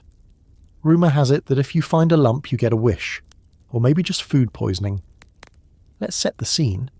It's a damp grey morning somewhere in Victorian England, and you're not waking up in a manor house or a snug little cottage. You're a resident of the local asylum or workhouse, the kind of place where hope comes in smaller portions than breakfast. The air is chilly, tinged with coal smoke, disinfectant, and the ever-present undertone of wet wool. Your uniform is scratchy, your bed is lumpy, and your prospects are, well, as thin as the gruel you're about to eat. You shuffle into the dining hall where the wooden benches are packed with other hungry souls, each of them equally enthusiastic about another day of institutional living. The wardens don't bother with pleasantries. They bang on pots, bark orders, and finally the day's main event is ladled out with all the ceremony of a tax bill. Gruel. This isn't the warm, creamy oatmeal your grandmother made. This is the budget version, if oats are included at all.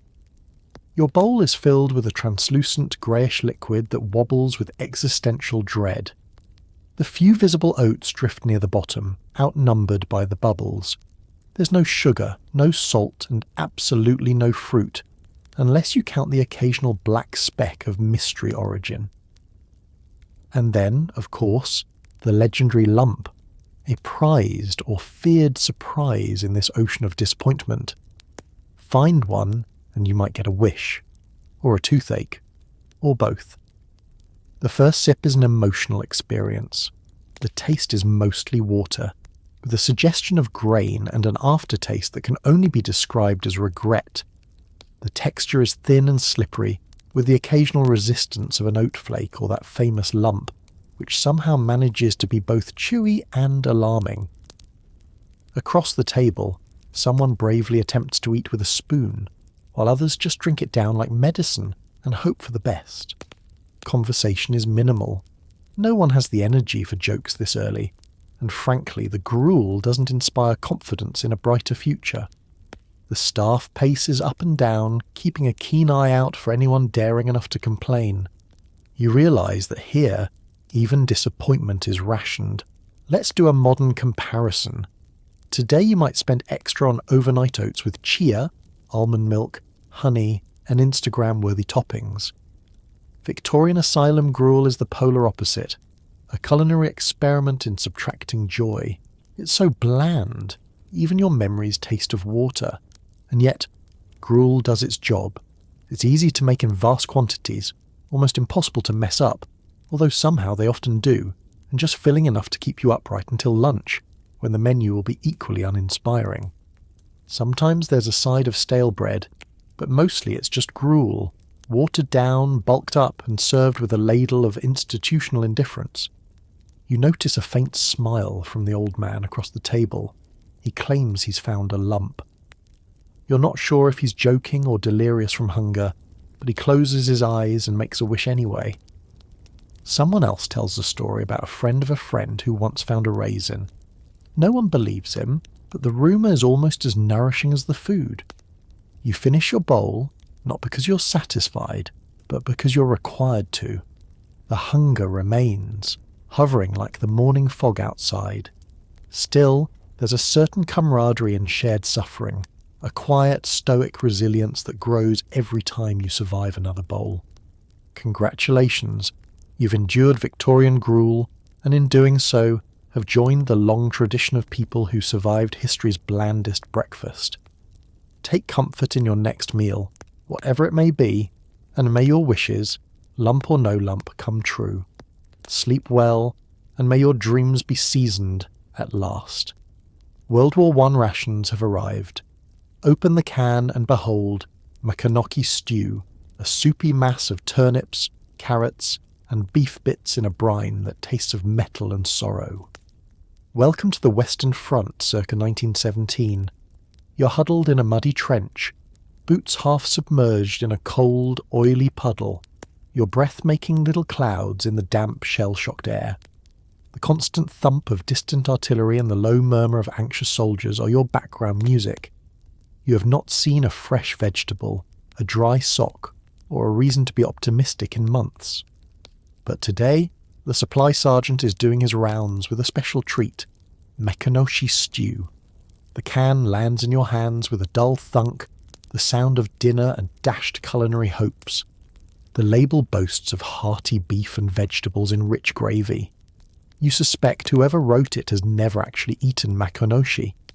You fumble with your battered can opener, sometimes a bayonet does the trick, and peel back the lid.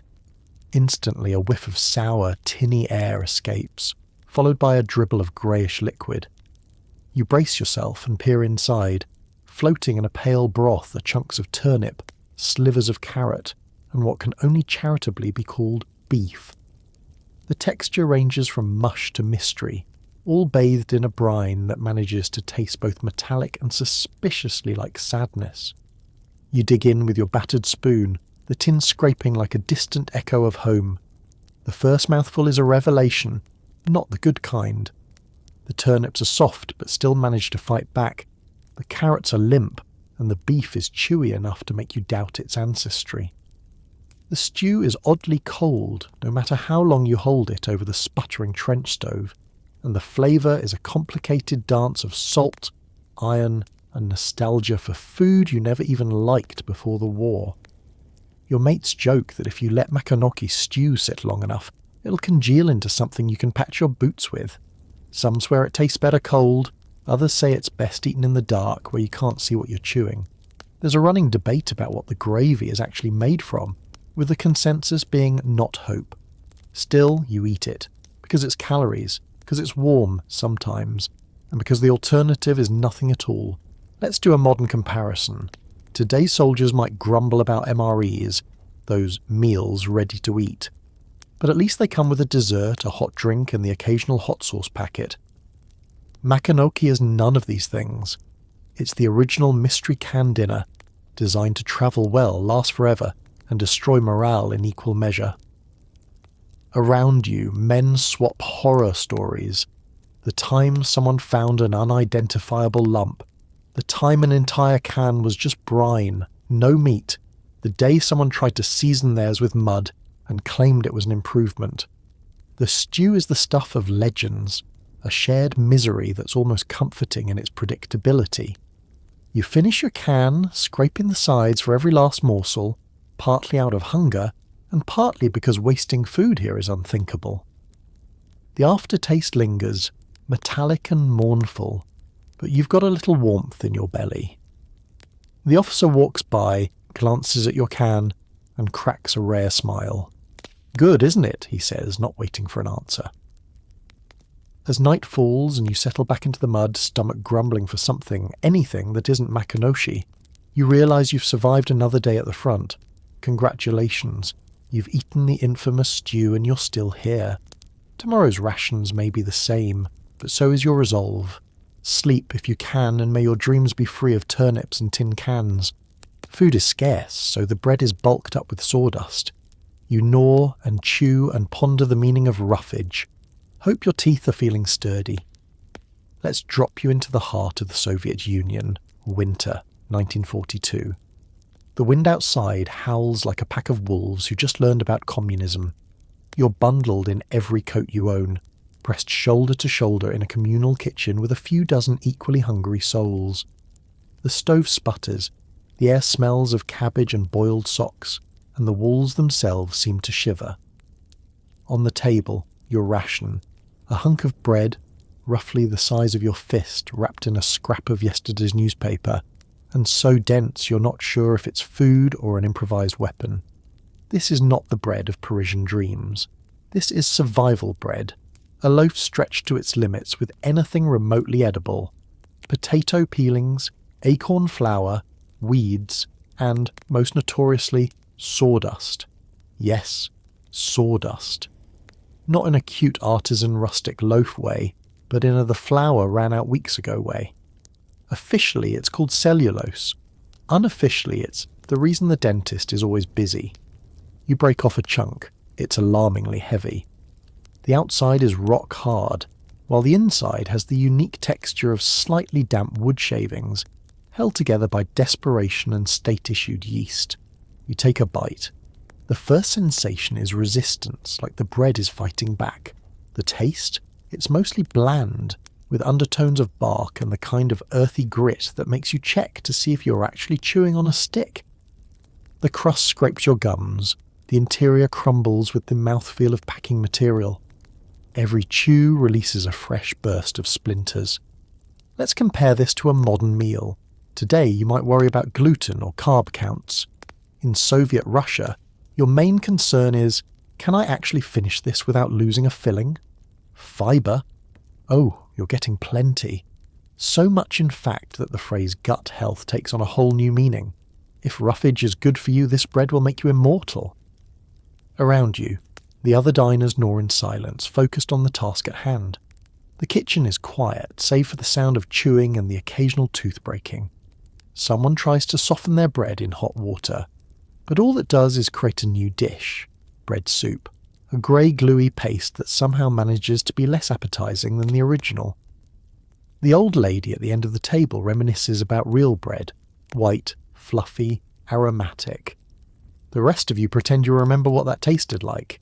You savour or endure your ration, knowing it has to last until tomorrow. There's no butter, no jam, not even a hint of salt. If you're lucky, there's a faint aftertaste of pine. If you're not, there's a surprise chunk of bark. Your jaw aches, your spirits sag, but you eat every crumb because hunger is the real enemy, and bread, no matter how rough, is still bread. Let's not forget, though, that this loaf is a badge of survival. In a world where food lines stretch for hours and ration cards are more valuable than money, you take what you can get. You trade stories, sometimes recipes, sometimes rumours, about which bakery uses the least sawdust or the most generous handful of potato peelings. Hope here is as precious as flour. You finish your meal, teeth sore but pride intact. You've survived another dinner in the Soviet winter, fueled by resourcefulness, resilience, and a mouthful of cellulose. As you settle into your narrow bed, you dream of fresh loaves and warm kitchens, but for now you're grateful for the simple act of eating, even if it comes with a side of splinters. Congratulations, you've gnawed your way through Soviet bread, strengthened your jaw, and gained a new appreciation for every slice. Sleep well, and may your dreams be soft and crumb-free. You need a treat. The only thing left is wasabi ice cream, a dessert that manages to be cold, spicy, and completely confusing. Why does it exist? No one knows. It's the late 1940s in post-war Japan. The country is rebuilding, food is rationed, and even simple pleasures have taken on new, strange forms. You wander the streets of a city slowly piecing itself back together, bombed-out walls giving way to new shops, black market stalls packed with oddities, and the distant sound of children playing in the alleyways. Sugar is precious, milk is rare, and yet, at the corner ice cream stand, a vendor with a mischievous grin offers you a scoop of something pale green and alarmingly aromatic. Wasabi ice cream. You hesitate, but the heat is relentless, and the allure of anything cold outweighs your good judgment. The vendor assures you it's a delicacy, very modern. In other words, you're about to become part of a grand culinary experiment born of equal parts necessity and boredom. You accept the cone, watching a bead of condensation form on its surface. The first lick is chillingly cold and, wait, spicy. The creamy texture is pleasant, but the flavour blooms into a slow burn, creeping up your nose in a way no dessert has a right to do. 1 second you're savouring the gentle sweetness of dairy, the next you're weeping, your sinuses blasted open by a rush of wasabi's legendary heat. It's a frozen punch to the face and a hug from the inside all at once. You glance around, seeking affirmation. A nearby schoolboy is tackling his own cone with impressive fortitude, face stoic but eyes watering. A grandmother is daintily spooning her serving, pausing now and then to dab at her brow with a handkerchief. The consensus seems to be, keep eating, act brave, don't let the wasabi win. Why, you wonder, did anyone make this? The answer, of course, is simple. Invention thrives on scarcity. With traditional ingredients hard to come by, anything edible becomes a candidate for the next big trend. Wasabi is plentiful, cheap, and undeniably Japanese. If life gives you horseradish, you make dessert. Or so the saying would go, if anyone dared say it out loud. Let's compare to modern desserts. In today's world, ice cream is a celebration. Chocolate, vanilla, swirls of caramel, maybe a sprinkle of sea salt or a dash of matcha for the daring. Wasabi ice cream is none of these things. It's not comfort food. It's a challenge, an experience, and perhaps a gentle prank played on your taste buds.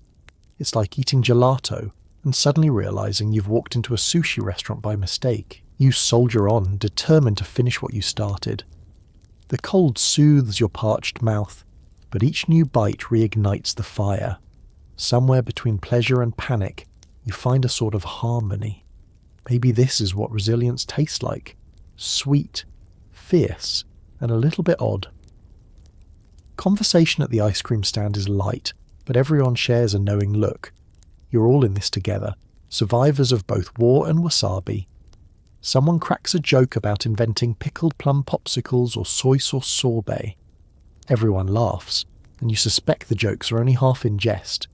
Desperation breeds creativity, and in this uncertain world, any moment of joy, even if it's confusing and makes your nose run, is worth savouring. As you reach the bottom of your cone, the heat recedes, replaced by a lingering sweetness and the quiet pride of a challenge met. You've eaten wasabi ice cream. You're not entirely sure why, but you'll never forget it. Congratulations. You've survived dessert in post-war Japan, cold, spicy and unforgettable. Sleep well, and may your dreams be sweet, strange, and just a little bit tingly. You're at a suburban dinner party, and the table is glittering with aspic salads, chunks of meat, eggs and vegetables suspended in gelatin like fossils. It jiggles with menace. Welcome to the mid-century modern world of 1950s America, where every kitchen is a test lab, every housewife is a scientist, and the greatest marvel of post-war technology is not the television, it's unflavoured gelatin. Tonight's party is the social event of the season. You step into a living room swirling with pastel dresses, brill cream hair, and the distant clink of ice in martini glasses. In the dining room, the centerpiece shimmers in the light, a multi-layered aspic salad, as bright and clear as a diamond, and only slightly less edible. You're ushered toward the buffet by a host whose smile is equal parts hospitality and quiet desperation. On the table, salads glisten in every colour of the rainbow. Cubes of ham, rings of hard-boiled egg, glistening carrot slices and green peas, all entombed in perfectly clear savoury jello. Some are shaped like wreaths, others like towering cones, and all are perilously wobbly. The star of the show is the moulded 7-layer picnic loaf, a feat of architecture held together by a supernatural quantity of gelatin and hope. You fill your plate, the salad sliding around like it's trying to escape. The first bite is a wild ride through temperature and texture, cold and bouncy with sudden explosions of pickle or ham. The gelatin is supposed to taste of chicken broth or tomato juice, but mostly it tastes like anticipation of something more appetizing just around the corner. Occasionally your fork uncovers a rogue olive, staring up at you like it wants to be rescued. Every mouthful is a new discovery, and not all of them are pleasant. Let's do a modern comparison. Today's salads are leafy, fresh, and maybe a little overdressed. The 1950s aspic salad, on the other hand, is an edible time capsule, more science fair than food.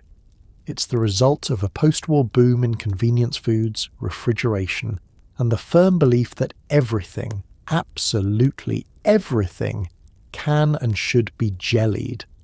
At the party, conversation hums politely. Housewives compare recipes and boast about their latest conquests. Beef tongue in gelatin, shrimp and lime ring, coronation chicken mousse. A neighbour claims her aspic once survived a power outage and was just as wobbly the next day. Someone else says their cat won't go near the stuff, which is either a compliment or a warning. You take another bite, trying not to notice the way the gelatin clings to your fork. It's both refreshing and unsettling, with savoury notes one second and an inexplicable sweetness the next. The meat is tender but cold. The vegetables still have a faint crunch, and the eggs, well, the eggs are just along for the ride. Each chew is a textural adventure, and each swallow is a tiny triumph of willpower. The party continues as more aspic is sliced and served. Children dart through the room, stealing cookies and avoiding the salad table. The men retreat to the den, muttering about football and bourbon. You overhear a whispered confession. I just push the bits to the edge and eat the crackers. The hostess, however, beams with pride, convinced that her aspic salad extravaganza is the pinnacle of culinary progress. By the end of the evening, your plate is a colourful, gelatinous graveyard. You've eaten enough protein to last a week, and enough gelatin to preserve a woolly mammoth. As you say your goodbyes, you marvel at the era's optimism and its willingness to suspend anything, from beef tongue to cottage cheese, in a sea of jiggling possibility. Congratulations, you've survived the 1950s aspic salad extravaganza, and your taste buds have lived to tell the tale. Sleep well, and may your dreams be solid, never wobbly. For a true Icelandic experience, you try hakal, Greenland shark meat, fermented and dried until it smells like cleaning fluid and tastes like regret. The locals say it grows on you. It doesn't. Let's set the scene. You're in a small fishing village on the wild, wind-scoured coast of Iceland. The landscape is all stark beauty, jagged lava fields, endless grey skies, and a chill that creeps straight into your bones.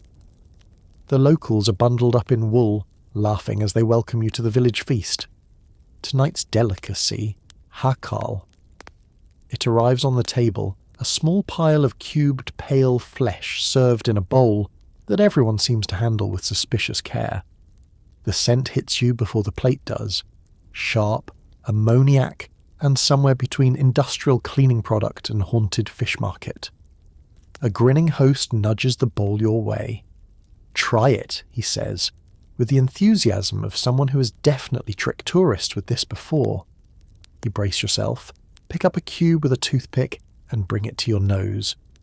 The smell alone is an existential warning. It's not just fishy, it's a full-on nasal assault, like opening a bottle of window cleaner at low tide. Your eyes water, your courage wavers, but you're here for the experience, so you pop the cube into your mouth.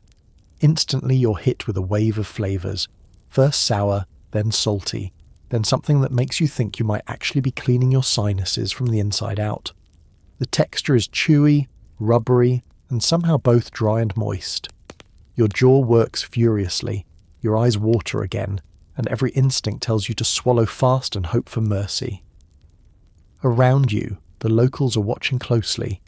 Some are trying not to laugh, others are already offering you a chaser, traditionally a shot of Brennivin, affectionately known as Black Death.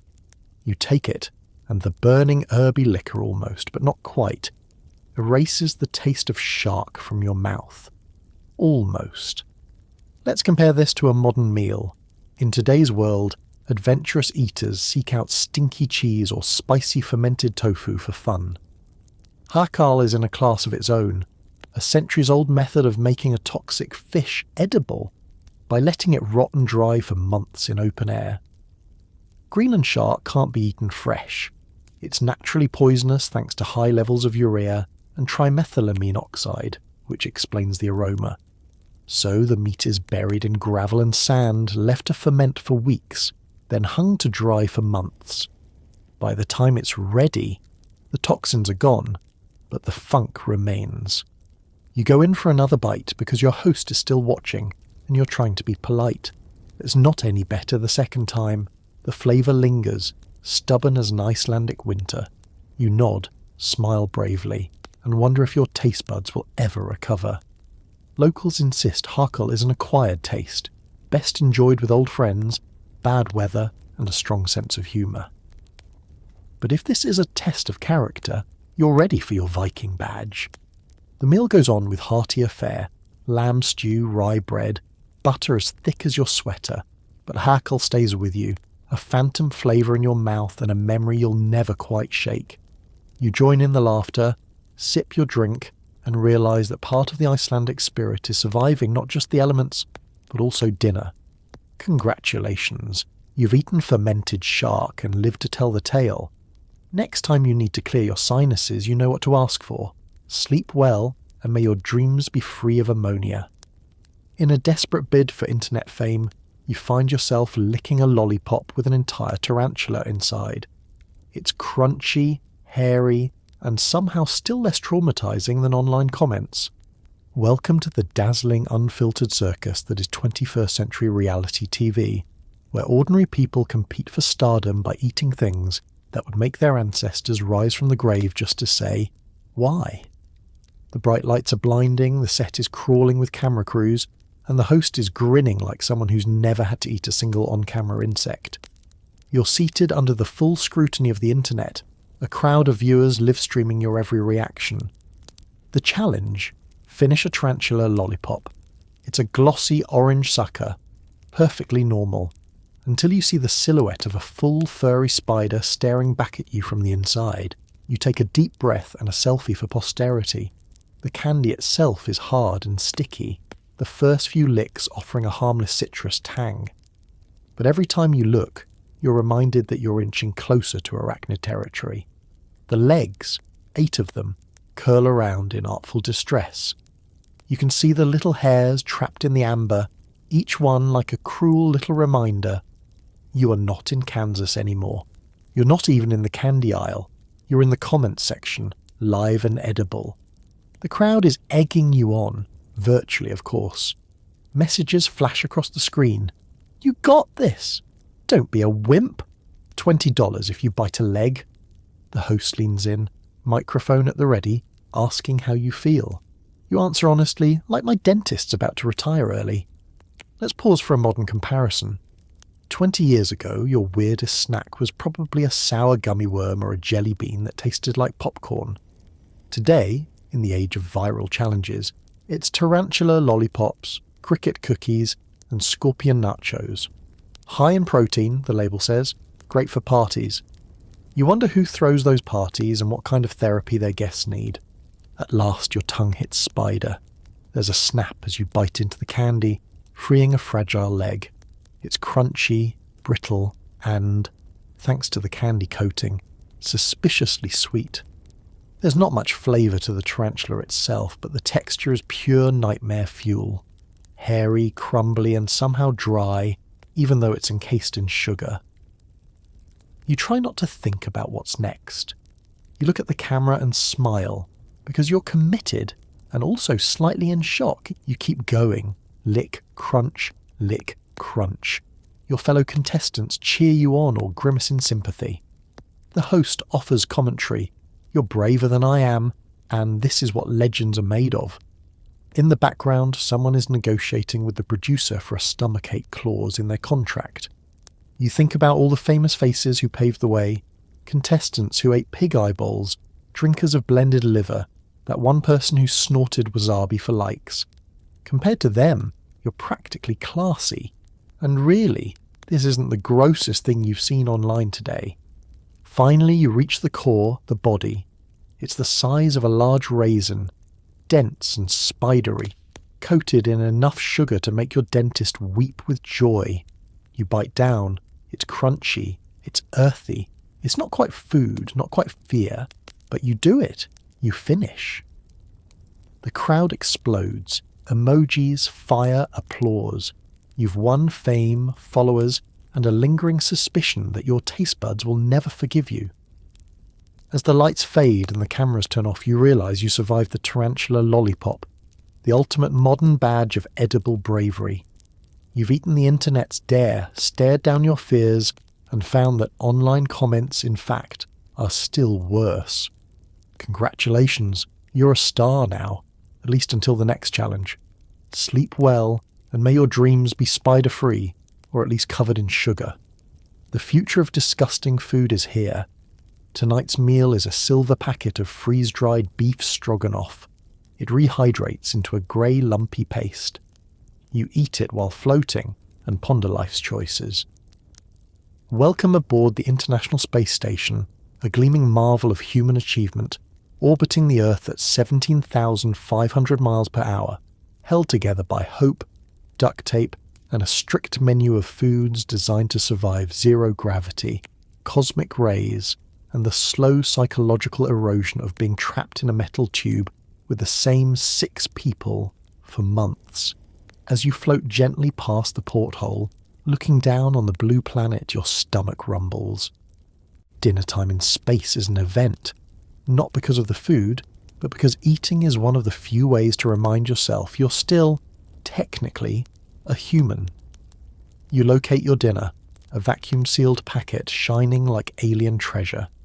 The label claims beef stroganoff, though it might just as easily read mild regret. Your utensils are velcroed to the wall. You grab a spoon and a straw, then squirt a few ounces of warm water into the packet, watching as the contents bubble and groan back to life. There's an awkward wait as the freeze-dried chunks soften, plumping up into shapes that would confuse both cattle and Russians. Opening the packet releases a waft of aroma that is complicated. There's a ghost of beef, a suggestion of sour cream, and an undercurrent of cardboard that's hard to ignore. The colour is best described as lunar regolith. You scoop a bite and discover a texture that oscillates between gritty and gummy, never quite what you're hoping for. The beef is soft but unconvincing. The noodles are both dry and sticky, and the sauce coats your mouth like wallpaper paste. Let's pause for a modern comparison. On Earth you might eat beef stroganoff in a cosy kitchen, tender meat, silky sauce, and a hint of dill, maybe even some mushrooms if you're lucky. Up here, everything is designed for stability, shelf life, and a minimum of crumbs, because in zero gravity a single rogue breadcrumb becomes a projectile of chaos. Flavours are muted by altitude and recycled air. Nothing is ever quite hot enough or cold enough or even really enough.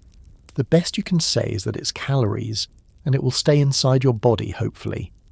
The other astronauts are digging into their own pouches. Some have chicken tikka, others creamed spinach. Conversation is full of gallows humour. What's for dessert? Rehydrated disappointment? Or would you trade your mashed potatoes for my peach cobbler? There's a camaraderie in complaining. After all, everyone is equally at the mercy of the menu planners back on Earth, who probably celebrated the day they invented powdered cheesecake. You float upside down, spooning in another bite, and watch the grey blob spin lazily in the packet. You try not to think about how many freeze-dried meals you have left before the next cargo resupply. Astronauts swear by hot sauce, dousing everything in packets of sriracha to give it at least the illusion of flavour. You wonder if the first astronauts ever dreamed of this, leaving Earth, seeing the universe, and spending their nights negotiating with a pouch of grey goo. For all its faults, space food is a miracle of science. Light, stable, packed with nutrients, and engineered to survive a trip through the vacuum of space. It's the ultimate just add water dinner, the logical conclusion of thousands of years of culinary struggle. You chew, you swallow, and you try to remember that you're a pioneer. The meal ends, the empty pouch floats away to be recycled, and you turn your attention back to the stars outside. You realise that, on some level, you'll miss these odd, flavourless meals when you're back on Earth, where gravity, variety and proper seasoning await. Congratulations, you've survived space food. The next great frontier? A hot meal that doesn't need a chemistry degree to prepare. Sleep well, and may your dreams be full of flavour and just a little gravity. Finally, you wander into a modern grocery store, hungry and full of hope. There you discover snacks with names like chia pudding and kombucha gummy. You realise history's most disgusting foods may never truly end. Welcome to the 21st century temple of food anxiety, the healthy snack aisle. The shelves glimmer under LED lighting, packed with colourful packaging that promises enlightenment, six-pack abs, and maybe immortality if you eat enough probiotics. Everything here is gluten-free, non-GMO, activated, or enhanced. Somewhere in the background, a speaker hums cheerful acoustic music, and the air smells faintly of kale chips and coconut oil. You're surrounded by yoga moms, tech bros, and people in athleisure who look suspiciously well-rested. You're unprepared. You reach for a snack at random, a pouch labelled raw sprouted chickpea clusters. You take a bite. The flavour is equal parts chalk and sadness, with a finish reminiscent of wet cardboard. You wash it down with birch water, which tastes like someone dared a tree to cry. Moving on, you spot beetroot crisps. The bag claims just like potato chips, but in reality, each slice is both chewy and dust dry, like eating a dehydrated shoe. You chew politely, thinking longingly of sodium. Then you spot the chia pudding.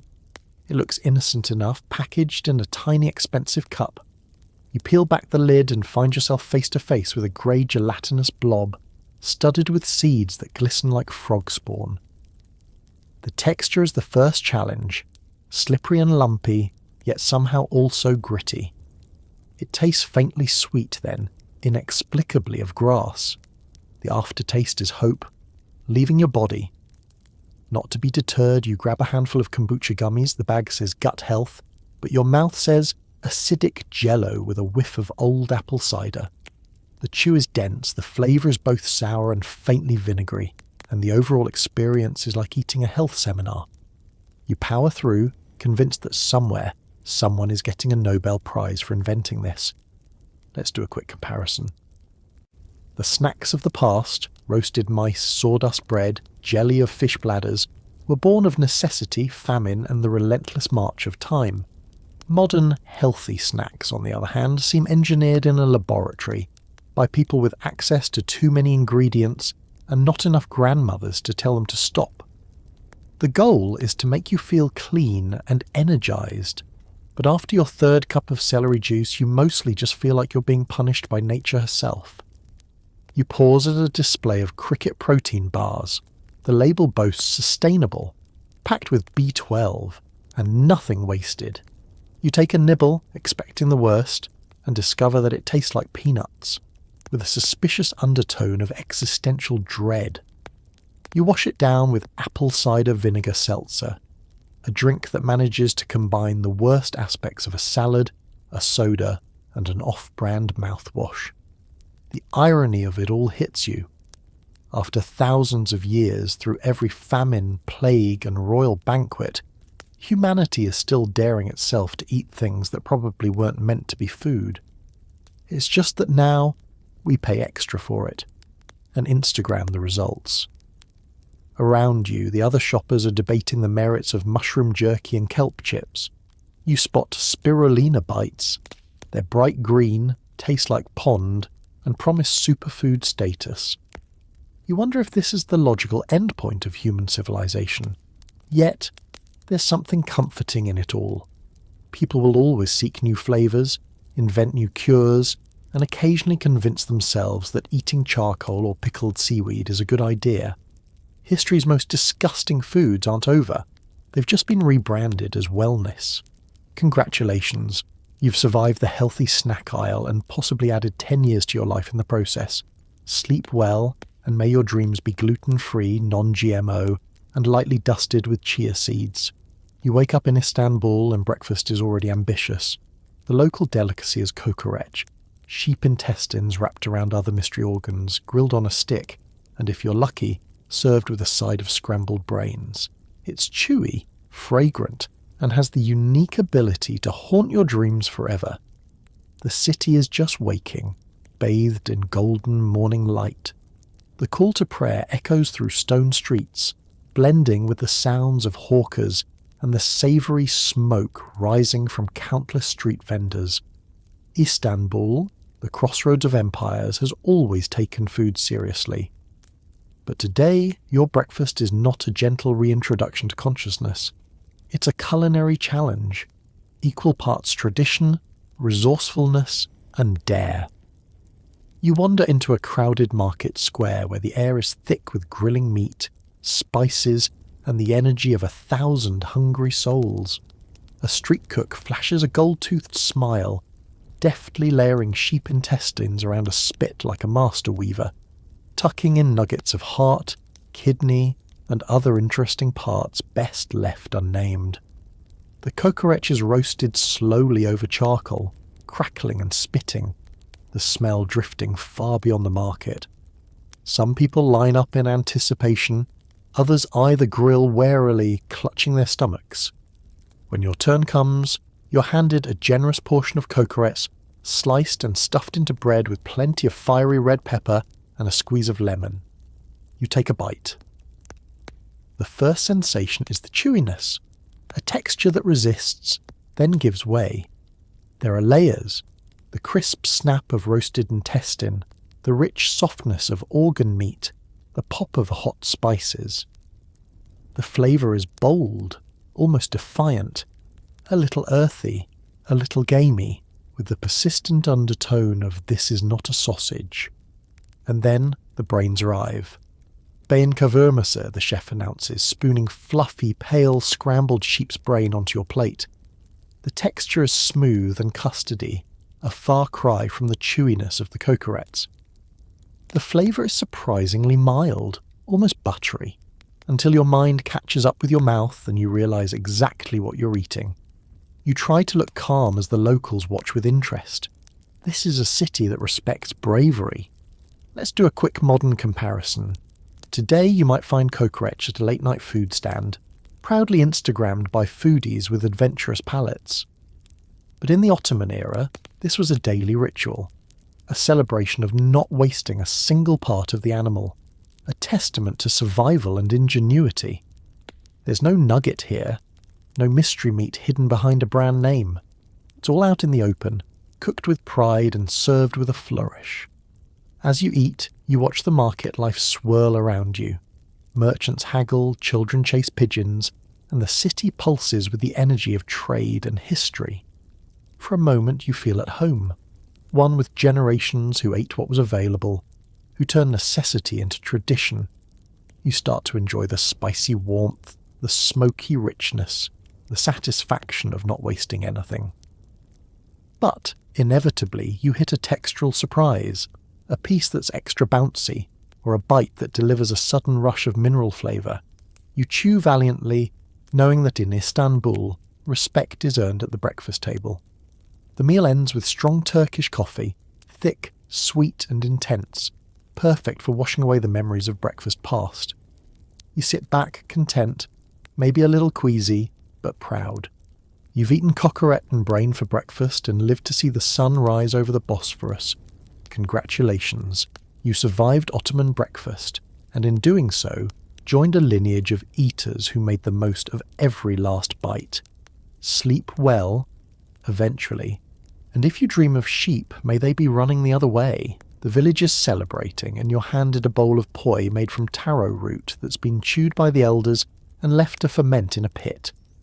It's thick, sticky, and comes with the gentle, supportive stares of everyone who expects you to enjoy it. No pressure. It's a warm evening somewhere in Polynesia. The sea breeze dances across a circle of palm huts as drums thump, fires crackle, and the scent of roasting pork and tropical flowers drifts through the night. The moon is high, laughter rings out, and the whole village has gathered for a feast. At the centre of it all is a tradition that predates islands, canoes, and possibly your appetite, communal poi. And not just any poi, but the special kind, made not just with taro and thyme, but with a healthy dose of saliva, friendship, and apparently fermented bravery. You're handed a carved wooden bowl filled with a substance that defies all modern comparisons. It's purplish grey, glossy and gloppy, with a texture that clings to the sides of the bowl as though it has unresolved emotional issues. Poi is thick, sticky, and just a little stringy, with a surface that shimmers in the firelight. Every eye is on you. The elders, the children, the distant cousin who swears by the old ways, and the auntie who will be deeply offended if you gag. This particular batch started as taro root, pounded to a pulp, and then chewed, lovingly, laboriously, by the community's elders, who know that the secret ingredient in any great dish is lots and lots of mouth. The enzymes in their saliva help break down the starch, kick-starting a fermentation process that takes days, or even weeks. Once the taro reaches the perfect balance of tangy and sticky, it's declared ready, and you, the honoured guest, are first in line. The first bite is emotional. The flavour hits you with a wave of sour, earthy tang, followed by a lingering funk that's part yoghurt, part bread starter, and part something your taste buds have never experienced before.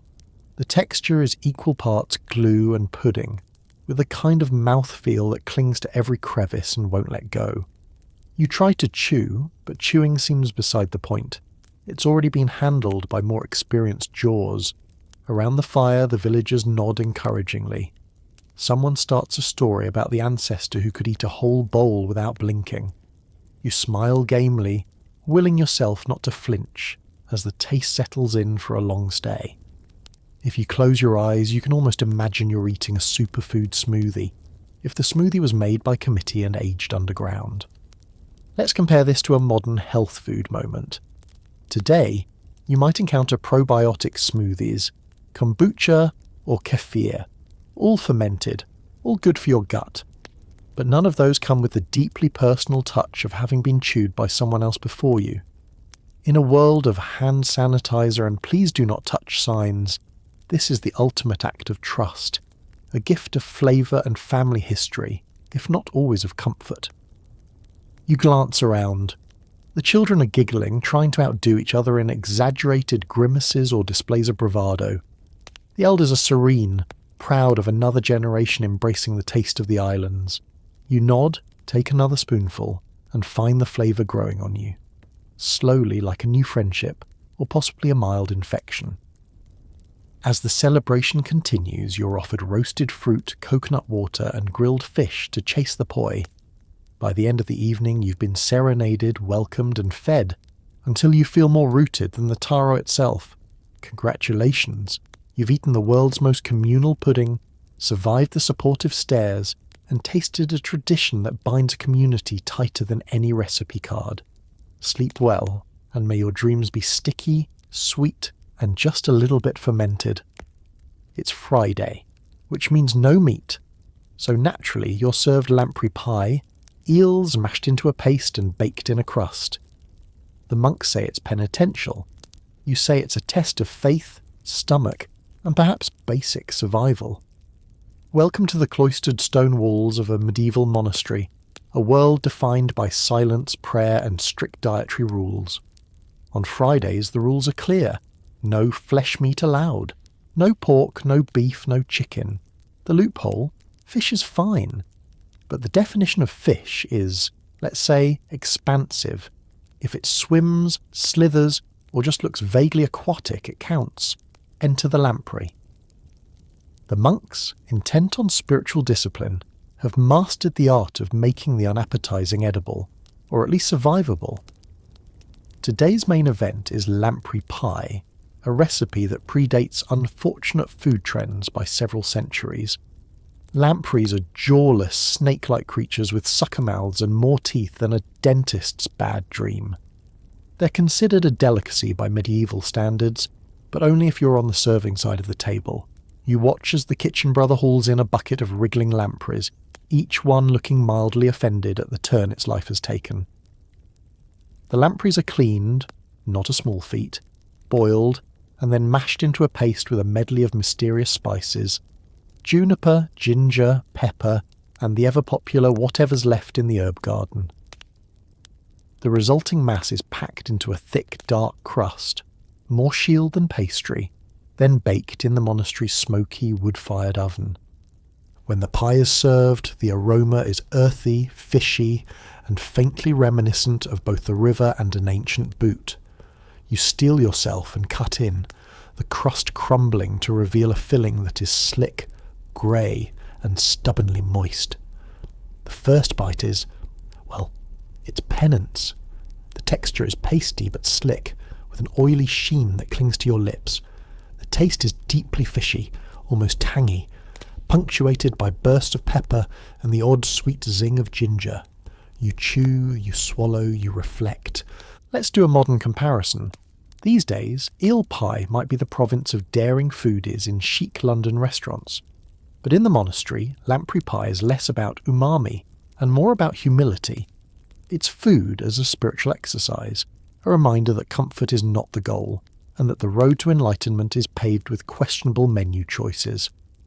Across the refectory, the monks eat in silence, each person lost in their own internal dialogue. Some chew stoically, eyes on their prayer books. Others focus on the horizon, perhaps dreaming of a cheeseburger. The abbot, ancient and unflappable, finishes his pie with the serene composure of a man who's eaten worse.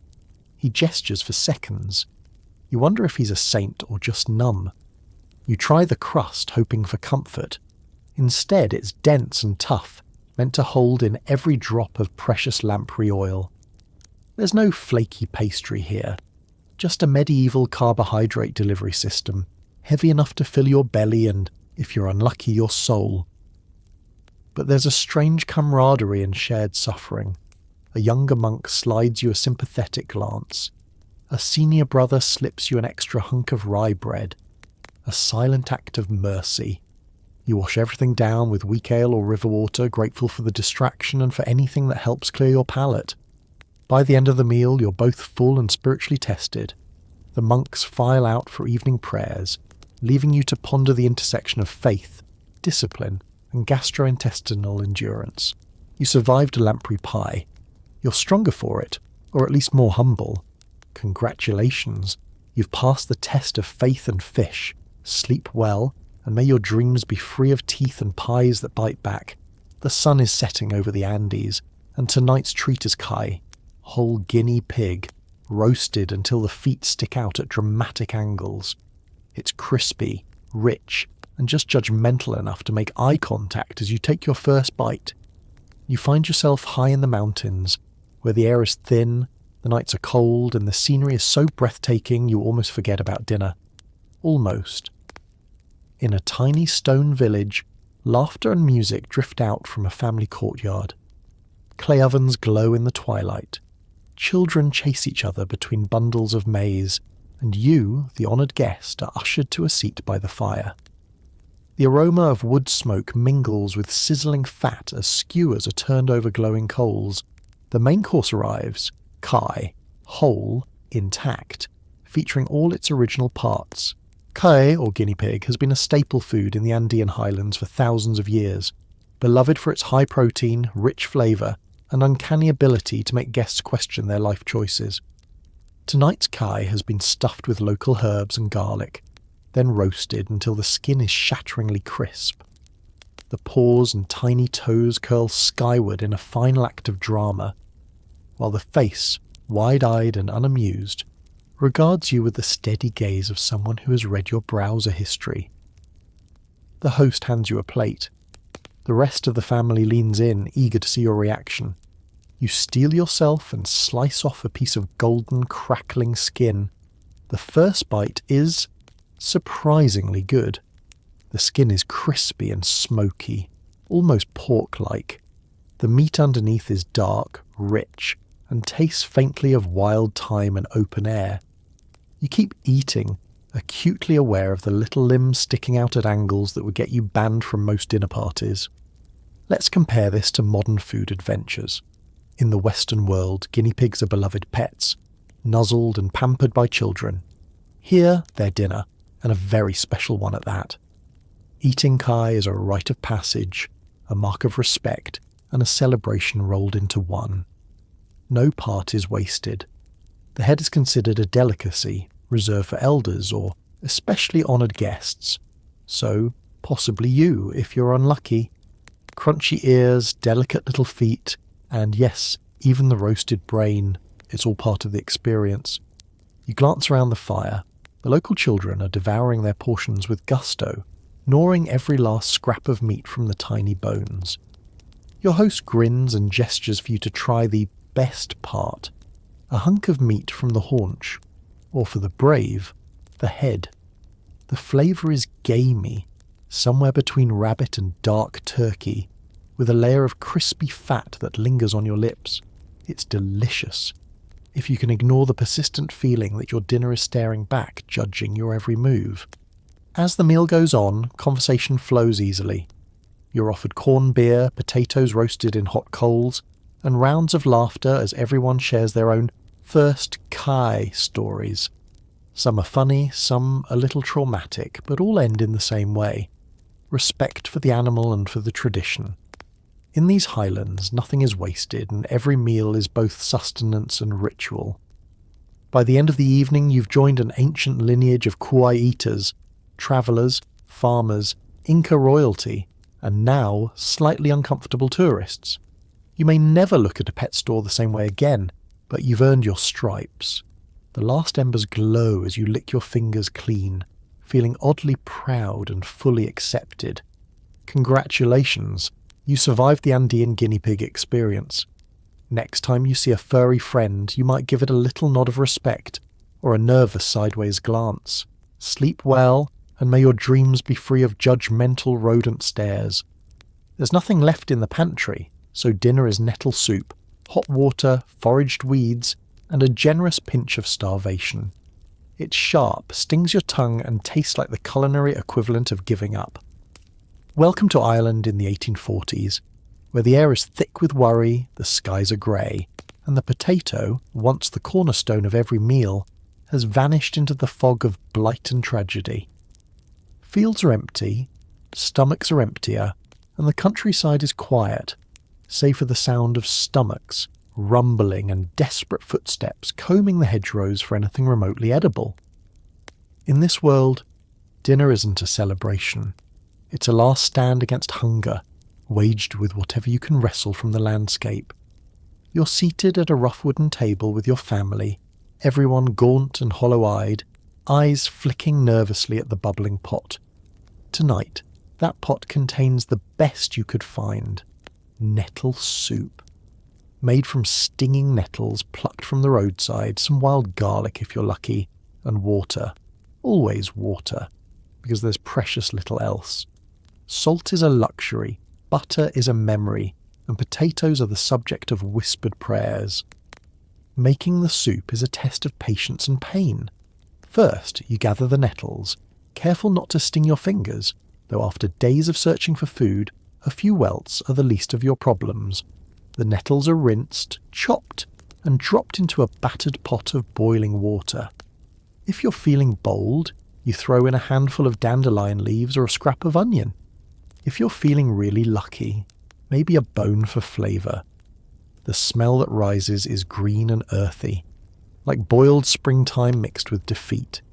You ladle the soup into wooden bowls. It's a watery, murky green, thin as hope, with bits of leaf swirling like lost dreams. You take a cautious sip. The first thing you notice is the bite. Nettles sting even after cooking, leaving a tingling sensation on your tongue and lips. The flavour is sharp, grassy, with a faint aftertaste of bitterness and resignation. Every mouthful is a reminder that necessity is the mother of invention and of disappointment. Let's compare this to a modern foraging trend. Today, city chefs charge a premium for wild greens, and nettle soup is a quirky addition to farm-to-table menus. They serve it with cream, garlic, and a side of smugness. Here there's no garnish, just the pure taste of survival. It's not about nutrition or novelty. It's about staying alive, one mouthful of weeds at a time. Around the table, conversation is minimal. Someone cracks a joke about wishing for a loaf of bread, and everyone laughs a little too loudly. You trade stories of things you've seen people eat. Boiled grass, thistle roots, even leather boiled for hours to soften into something chewable. Everyone agrees, nettle soup is better than nothing, but only just. As the meal winds down, you scrape your bowl clean, not because you're full, but because you can't afford to waste a drop. Hunger sharpens your senses and dulls your pride. The little ones whimper for more, but there isn't any. You promise yourself tomorrow will be different, that you'll find something better, though you know in your heart it's a thin hope.